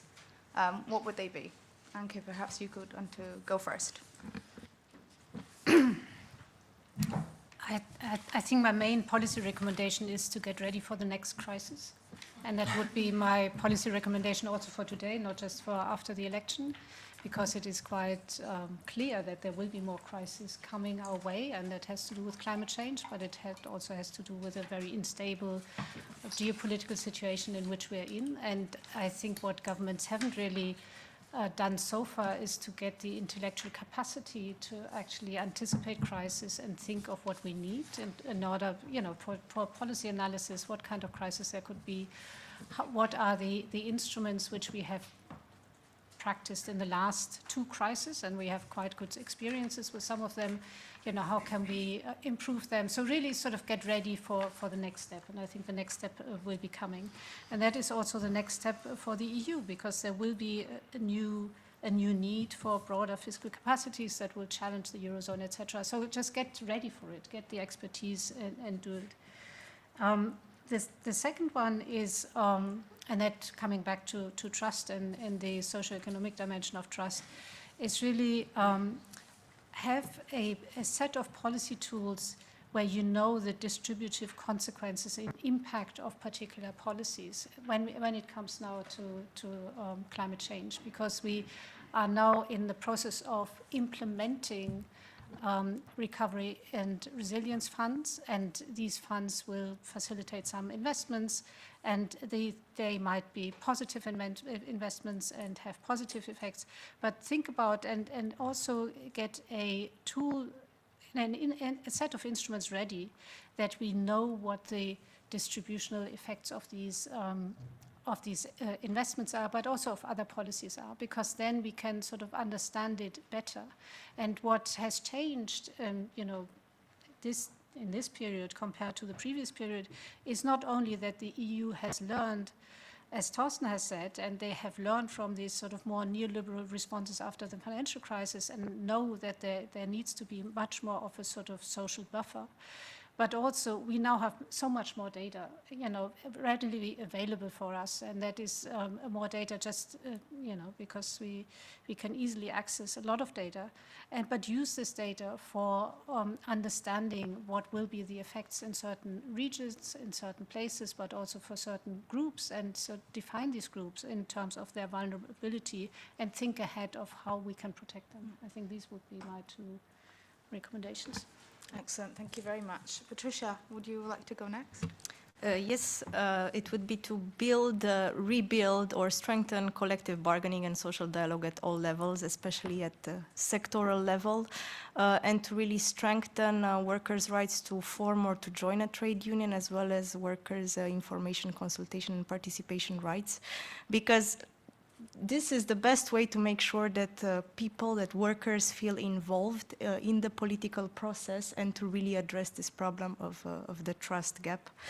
Then I would also say social conditionality on all forms of public money. We really have to stop giving our public money to companies that do not respect workers' rights, that do not respect trade union rights, collective bargaining rights, and who do not put in place training. And of course, last but not least, a legislative proposal on just transition with what I have said before. Thank you. Perfect. Thorsten. I was afraid that you would ask Patrizia before you ask me. Because, I mean, it's not by coincidence. Yeah, what can I add to you now?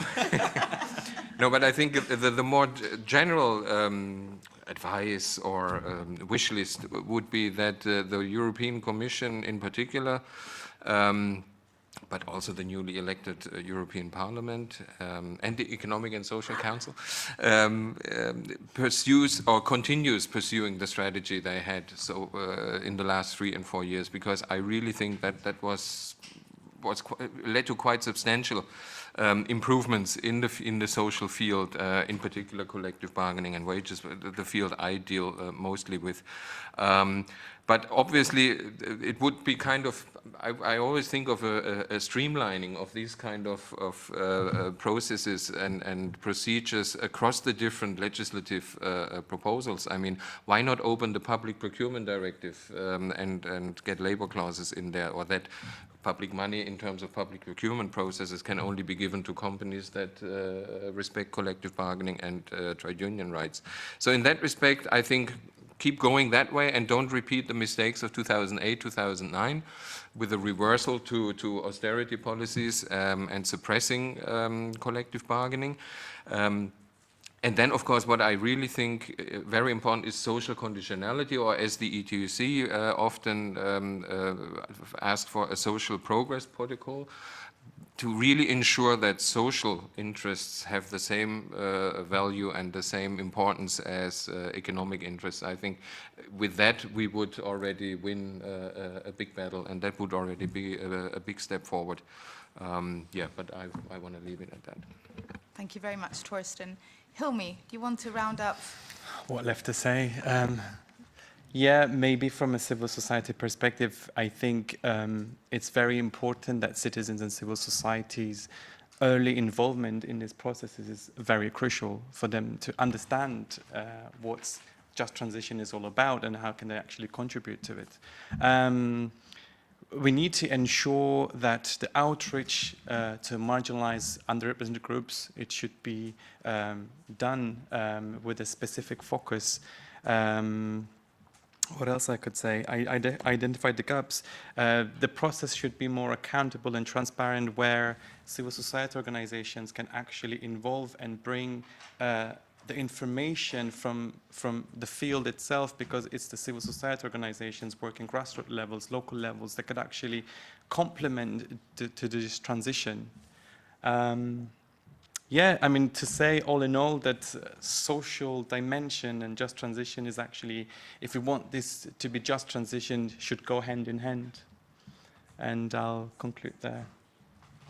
Thank you very much. I think we can open the floor to the questions, unless the speakers would like to add something that they would still like to touch on. If we could, maybe we could group a set of 3 questions and then.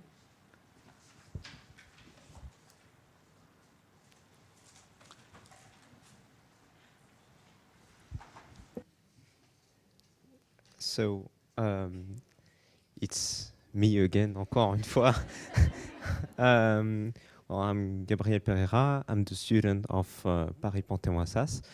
I'm maybe off the topic, but what about the super rich people? Because, well, we talked about the social forces, the civil society, and the bargaining about the workers and the firms. But what about the impact of the social forces against the super rich people? Because, well, they are part. They are part of the civil society too. They are citizens like us, like us, and they live like us, but they have impact in the justice transition and the environmental transition. So, what about them? What does the United? Sorry. What does the European Union can do about them?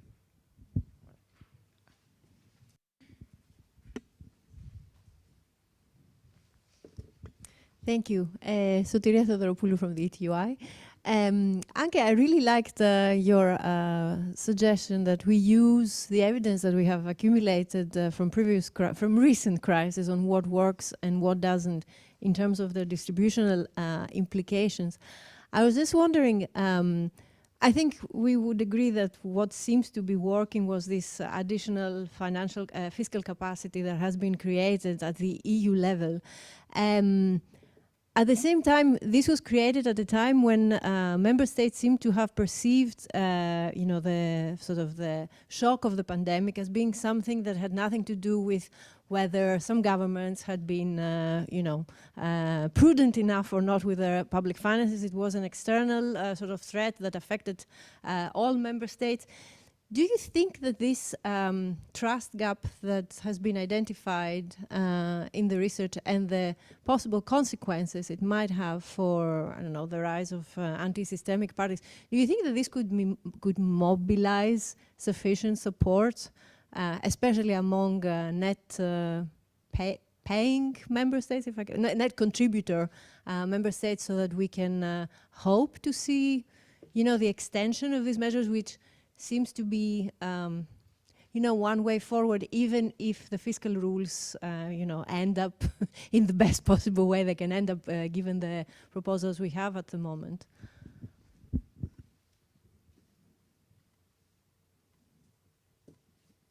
Well, maybe we can start with these. You have another question? Yes. To Patricia. I was also quite interested by the proposal you made about a legislative proposal on just transition. Given that there are many aspects to that, especially for the world of work, for example, they can range from occupational health and safety to, protecting workers from what seems that it's going to be an ongoing cost of living crisis as we apply climate mitigation policies. Would you have any more specific ideas as to which areas would be more effective, like as a priority, should be targeted when it comes to the broad concept of just transition for workers? Perhaps we could start with Anke's question, if that's okay. Then we follow up with Patricia's question, and then we tackle the one for the entire panel. Okay, the floor is yours. Can I also say something about the super rich? Of course you can. So, but I start with Sotiria's question. So, no, I don't think that the trust gap will help mobilize governments at the EU level to expand the fiscal space. I don't think that this is enough of a threat.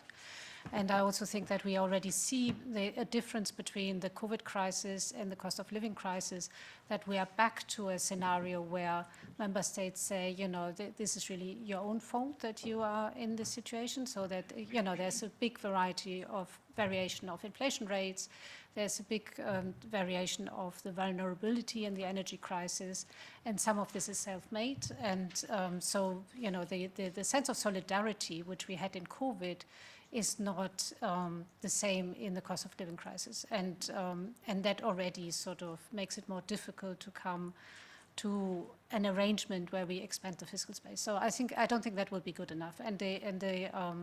And the trust gap, you know, affects particular countries in a particular way that also will not be good enough. So I don't think that will do the trick. But since I expect another crisis, I think where we will be in another situation where we will have enough of pressure where this will be discussed again. So I'm not worried that we won't see another crisis and then we will have another response. So this will happen.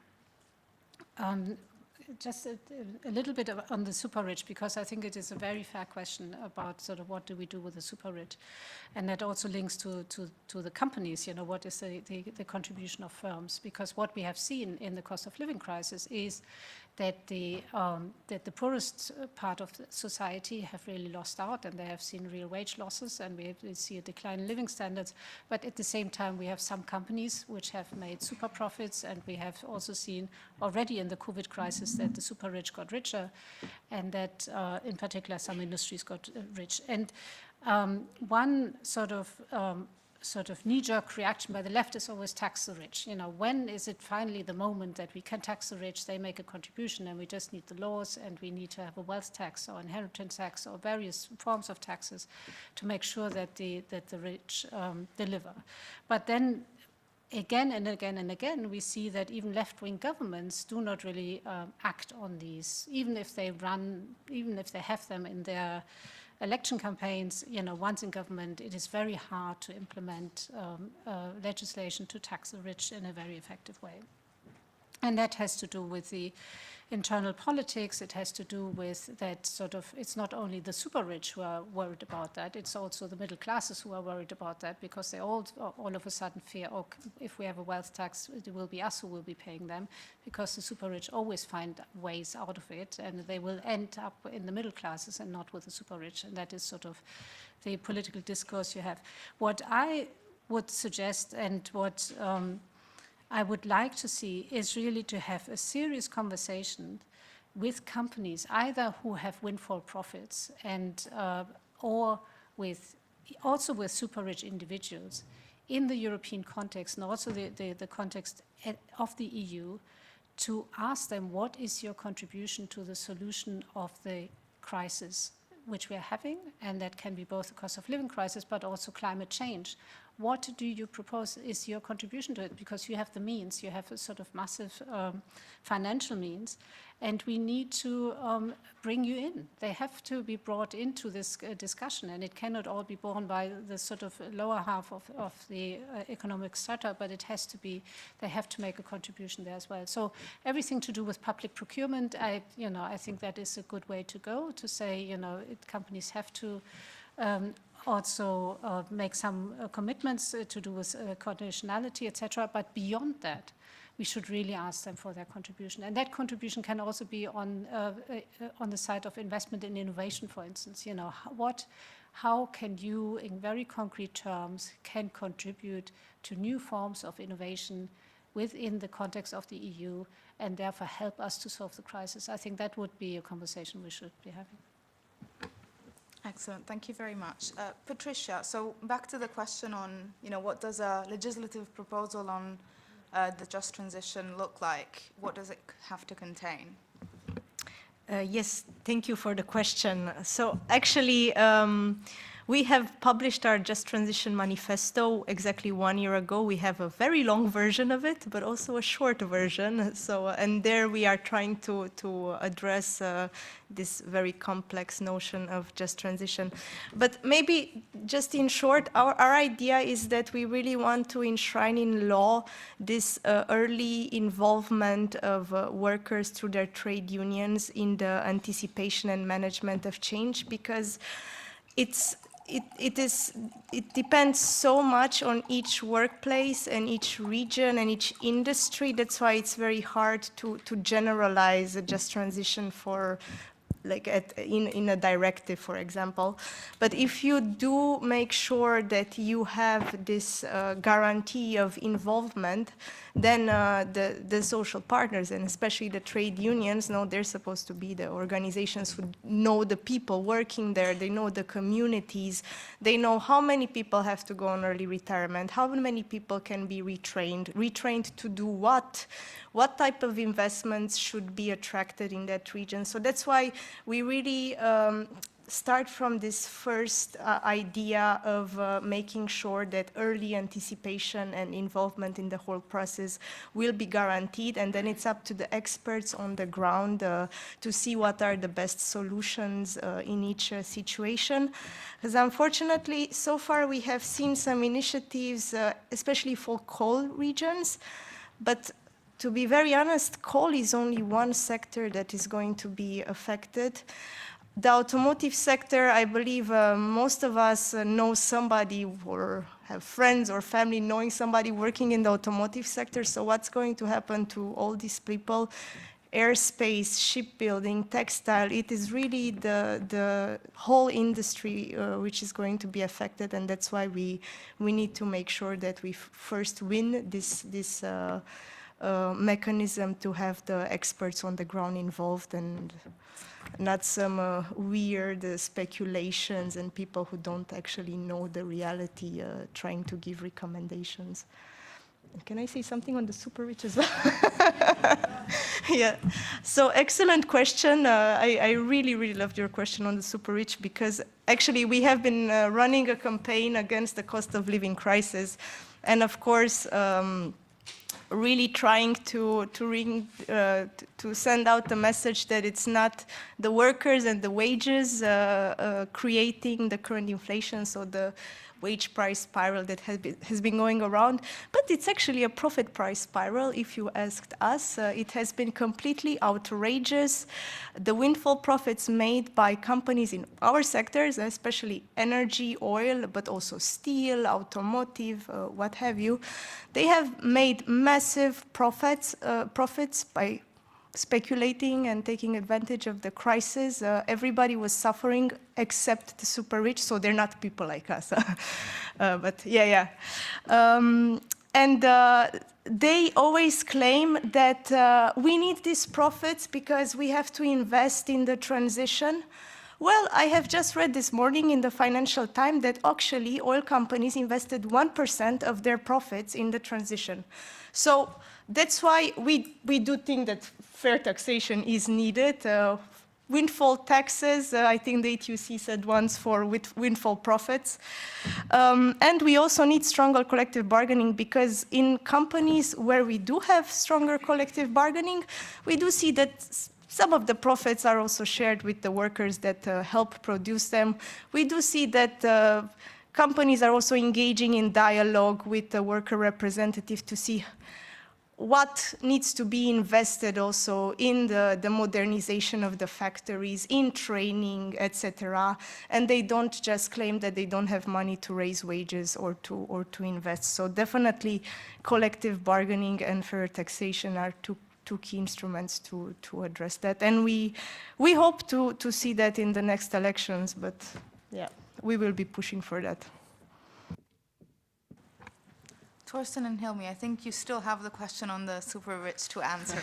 I actually want to reply to Anke, because what you suggest, having a conversation with them, it sounds very much like all this. like all these self-commitment initiatives. I mean, how many global framework agreements do we have with companies where they commit, oh yeah, we will stick to social and labor standards, and it simply doesn't work. So I think we definitely need more drastic measures, and I'm not afraid of knee-jerk demands of proper taxation, but obviously we need to do that at a European level, otherwise it won't work because of capital mobility. But if I see if I look at the drop of the wage share as a consequence of the cost of living crisis and the redistribution from labor income to capital income, I mean, it's huge, and we need to do something about that. And that also applies to all the financial help from the EU level. I mean, let's think about the short-time work programs, the SURE program, for instance. It's a great instrument, and it worked very well, and it helped to secure employment during the COVID crisis in 2020. But what I missed was a clear stipulation in there that countries can only support those companies that don't actually make huge profits, because then they can use those profits to actually support their own workers, and they don't need public support. It was kind of a socializing of the financial means used for the short-time work schemes, and in particular in terms of when they have used tax havens to secure their money. And all that should have been included as some kind of conditionality to get support in terms of the SURE program, and that can be extended to other financial programs from the European level as well. And I think we need these kind of things. I mean, the broad term would be social conditionality, but I mean, very specific in the SURE program. Great program, should be made permanent, but with stricter obligations for countries to support only those companies that really need it.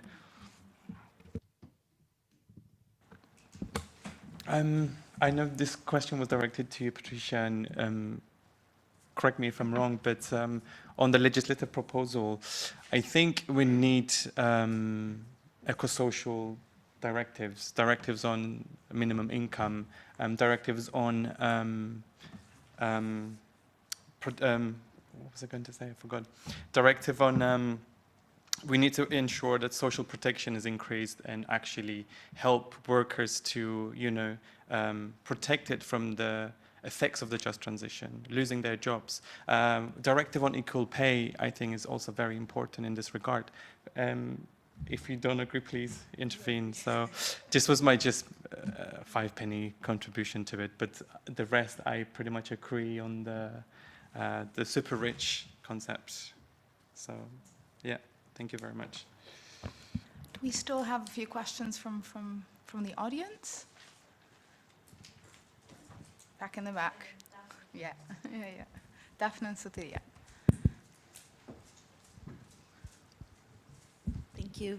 Thank you, everyone. That's really interesting. I'm Daphne, I think. The one Daphne from the previous panel. So something that Anke said in the beginning has really stayed with me. I think you said that there is a fine line in the party campaign between the center left and the center right. And I think that is really the key. And I'm trying to get insights to link the findings from, or the insights made from both the panels. So my question is this. I think we established fairly well earlier on as well, the people who don't, who have low levels of trust may go to the far right. If we increase trust, that's what we all want, then that's a good outcome, and we'll pull people away from the far right. But the interesting thing is that high trust often leads to support for the center right. We see this both in the radicalized center-right parties in Central Eastern Europe, but we see it as well in many Western European countries, right, where you see rally around the flag effects. From multiple, you talk about crises, so there's multiple crises beyond the economic one, fear of terrorism, fear of immigration. These concerns tend to lead to rally around the flag effects for center-right parties. And we've also seen that, as we said earlier, surprisingly, the economic crisis didn't really lead to much support for the left. So with this in mind, what kind of policies then would be apt to address this type of competition, which I think is really the key for what we're discussing here? Thank you.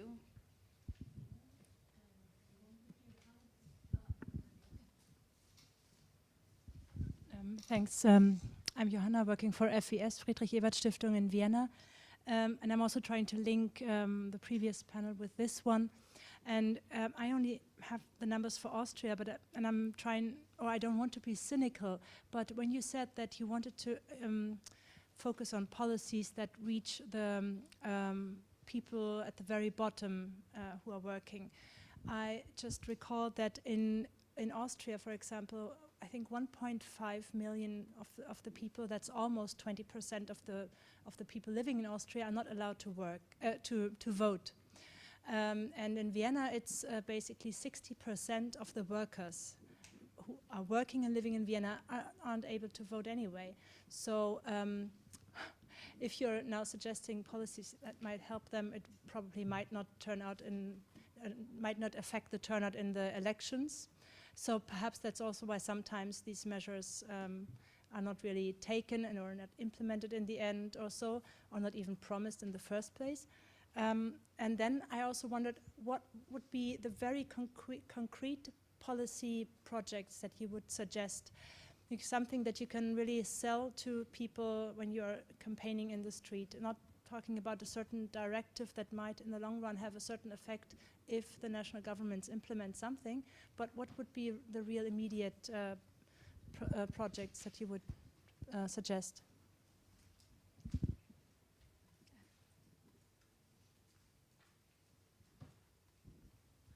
I also have one more question for Hilmi, most likely. We have, I mean,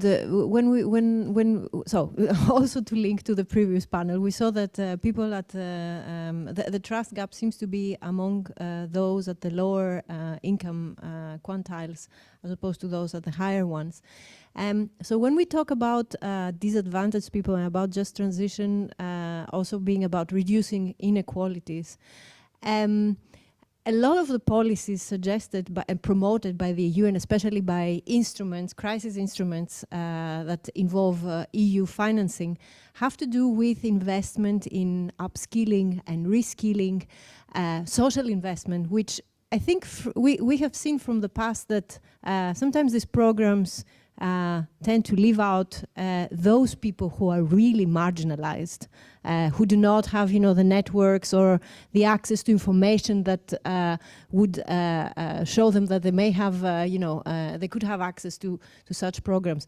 How would you suggest that these disadvantaged groups are actually pulled out of this, of their state in a context of just transition, also to link it to what Daphne said, to the extent that they may be forming the peripheral voting sort of body of anti-systemic or far right parties that we can have an impact upon.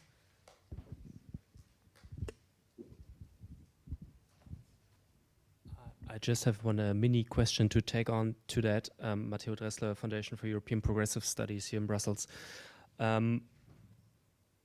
For the disadvantaged people, like, okay, how to connect them, and also if you were aware of like best practices, because you mentioned also kind of involvement, participatory kind of models involving people in the just transition. That's all fair and good, but we know, of course, that especially the disadvantaged group are notoriously hard to involve and also do that fair and kind of, and if you have any good practices in that regard, especially linking to the just transition of how to perhaps do that.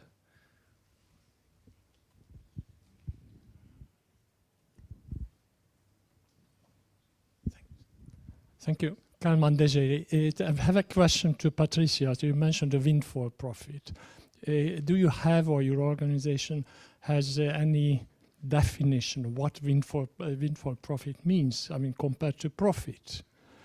I mean, from practical point of view, how can you tax profit or windfall profit? Where does it start? I mean, the windfall profit. And then maybe a company or companies have extra profits in 1 year, 2 years, like now the energy companies, for example. But maybe next year they don't have. So how can you introduce a taxation, and how can you withdraw this taxation? So how you define, how you can implement? Because if can you, I mean, you can get a kind of or introduce a kind of progressive taxation. But what are the ranges? So how you define them? I mean, I just think of Thomas Piketty's work, because he deals with also these questions. Do you have any concrete proposals or idea? Thanks. I think we can take this first round. We still have a few minutes, so let's see if we can cover all of these questions, and then we can still maybe have space for one or two more, but let's see. So Anke, perhaps you would like to take the first question that Daphne was asking on how the left is overcrowded in this centrum space.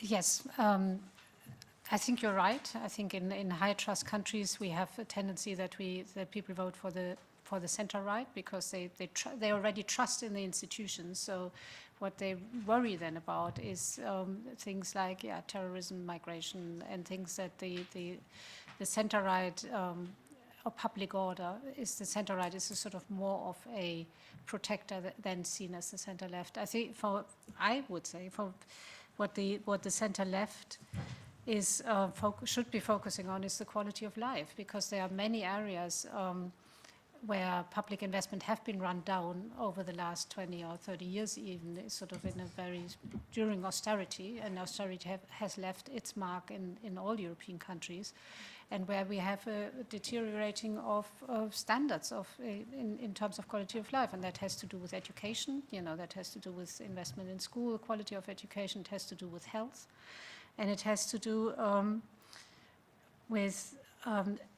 with general education, so not just school, but also in a wider sense, also the whole sort of social investment question. And I think for the center left, these would be topics where they need to, convincingly have to argue that they can deliver a better outcome in terms of, essential public infrastructure. That would be my advice to the center left, without knowing whether that would actually do the trick, but which is not about public order, which is not about sort of polarizing issues and identity issues, but really on very sort of bread and butter, but important issues for people's lives. Or transport would be another one.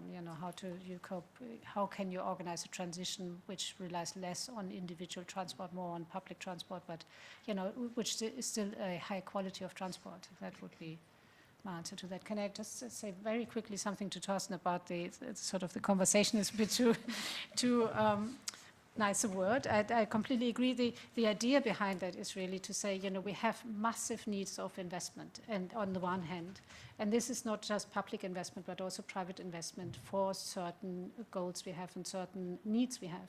At the same time, we have massively rich companies and massively rich individuals. So I think to bring these together and not just, let's have a conversation and sign a piece of paper and then forget about it, but sort of in a framework which is more serious than that, would be a step forward. And what we have seen, at least in Germany over the last year, in the collective bargaining round was a new sort of cycle of consultation. We had a consultation round, the government met with the unions, government met with the employers associations, the government also met with companies on sort of how can we solve this. The whole idea behind that was not to get into a wage price inflation, sort of to convince the unions really to pursue a collective bargaining strategy which does not try to catch up with inflation. That was really the motivation why the government did this, And the union said, okay, we do this, but we want some support from your side, so please give us, some subsidies for one-off payments, that we don't have to negotiate over these things. So, but at the same time, the government could also have said, for company, because the companies also asked for a lot of public support, and the companies got a lot of public support, and but the government could also have asked companies, what is your contribution? Because not all companies are sort of are threatened by the energy crisis. There are also a lot of companies that are doing really well, and these companies are never asked to contribute anything, and to develop a framework, not just at the level of the member state, but also at the European level, would be really helpful. And I say conversation again, but to have a plan, to how to do that would be really helpful.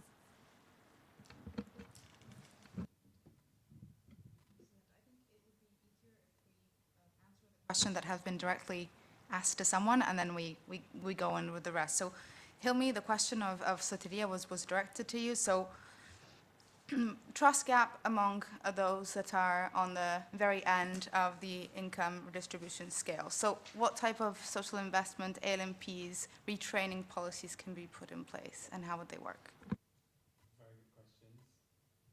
Very good questions. It will be difficult to answer all of it, 3 questions. But so we talked about the problems changes from country to country, or maybe resemblance as well. But it's also our problem to actually reach out these marginalized groups, underrepresented groups, because their problem is almost so different than what we have in our daily life. But there are good examples that actually happening around Europe is that such as citizen assemblies, focus groups, and civil society organizations have an important role working on a national, local level, actually working with these marginalized groups that are actually aware of their needs, and through those civil society organizations, involving in citizen assemblies and in these processes to actually represent them and their needs is one way to include them into this transition and dialogue.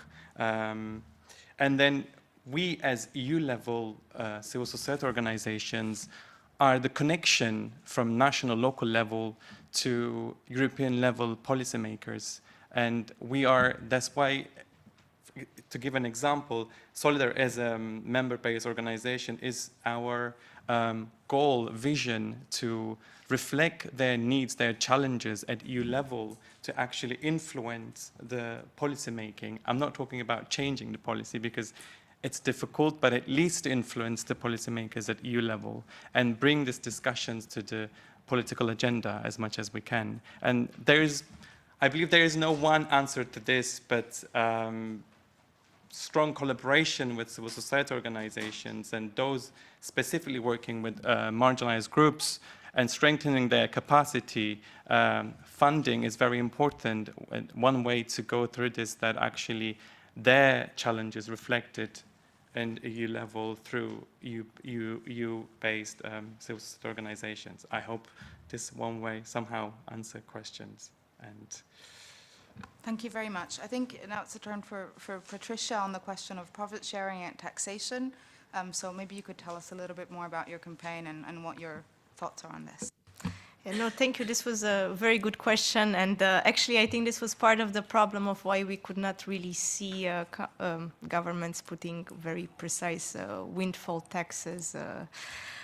Maybe in short, it's very hard for us to agree as an organization on a specific percentage, but when companies double their profits, now speaking especially about energy companies, in a context of exploding energy prices, knowing that this puts so much pressure on basic citizens and also on companies, it is very clear that when it's so clear that somebody is making so much profits while others are suffering, that's when we can clearly speak about windfall profits.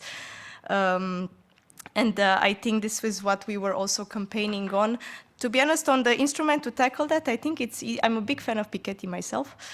One of taxation would be a way to address this, to make sure that you don't have the problem of what you're saying, that, okay, if you made a lot of profit this year, but next year you don't anymore, then you just have a one-off tax on your double, triple profit, and in that way you make sure. I'm not saying you should take everything. We are all for profits. We are not against profits. It's just about making sure that profits are redistributed and that the 1% are not getting everything while the rest have to pay 3 times higher energy bills. So I'm sorry, I cannot give a more precise answer than this, but yeah. I think we can group the final 2 questions, the question from Joanna and the gentleman in the front.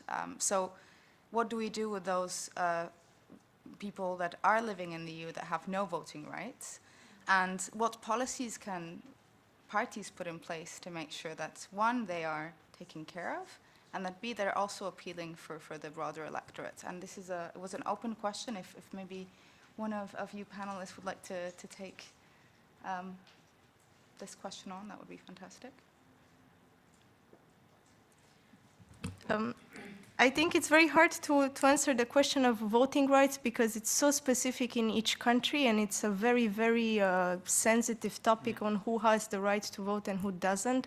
I think in some countries, if I don't mistake, Germany and even Belgium, if you live 5 years in the country, I think you have the right to vote, even if you're not a citizen. So I don't know what's the case in Austria, but then we can discuss about maybe lowering the time of living in a country.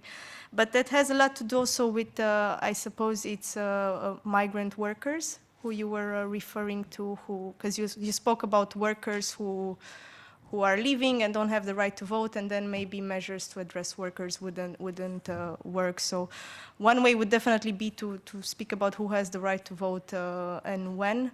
And another problem with migrant workers is that it's often very difficult to unionize them because of the hurdles put in place in national legislation for unions to actually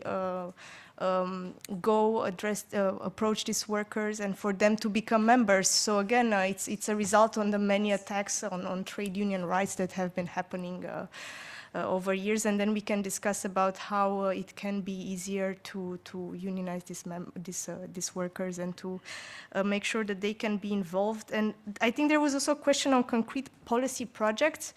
Actually, when it comes to specific campaigns, I mean, of course, Industrial Europe, we are an European federation, we have campaigns at European level, but our members have very concrete policy proposals when they go and try to mobilize, and the last months have been all about the cost of living crisis, so everybody was demanding wage increase, a very concrete proposal.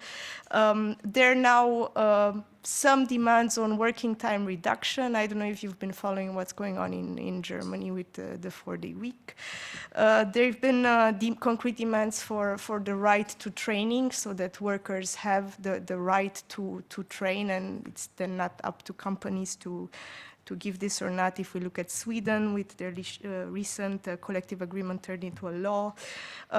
They were also demanding for support for more disadvantaged groups, fair taxation. So I think the unions at national level have very concrete policy proposals that are in line with the realities in those countries, and we at European level, of course, support them at national level, and then we obviously formulate our demands when it comes to engaging with the European Commission and the Parliament, so the European institutions.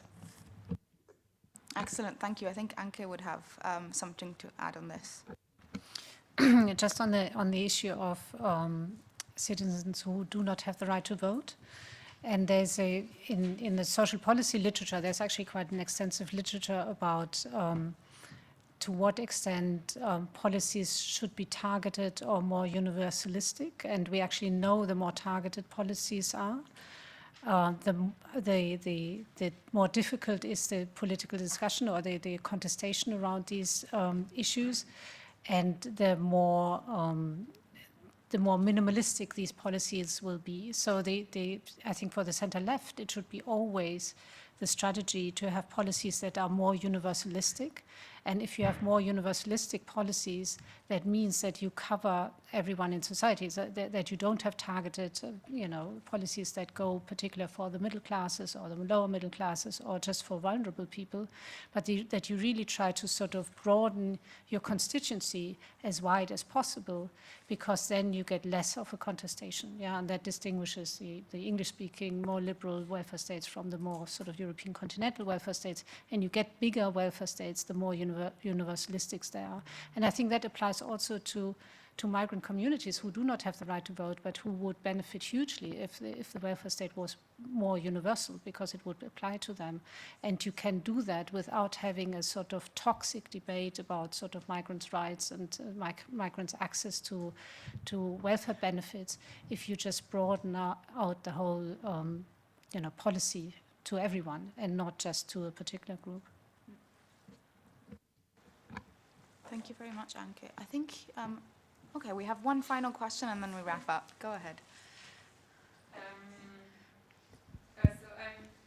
Thank you. Hello, thank you very much. I'm Ilana, I study political sciences in Paris. There is hope coming out of this discussion, but I understand the main point is to bring it into the political agenda, and my question is, how is it received in EU institutions?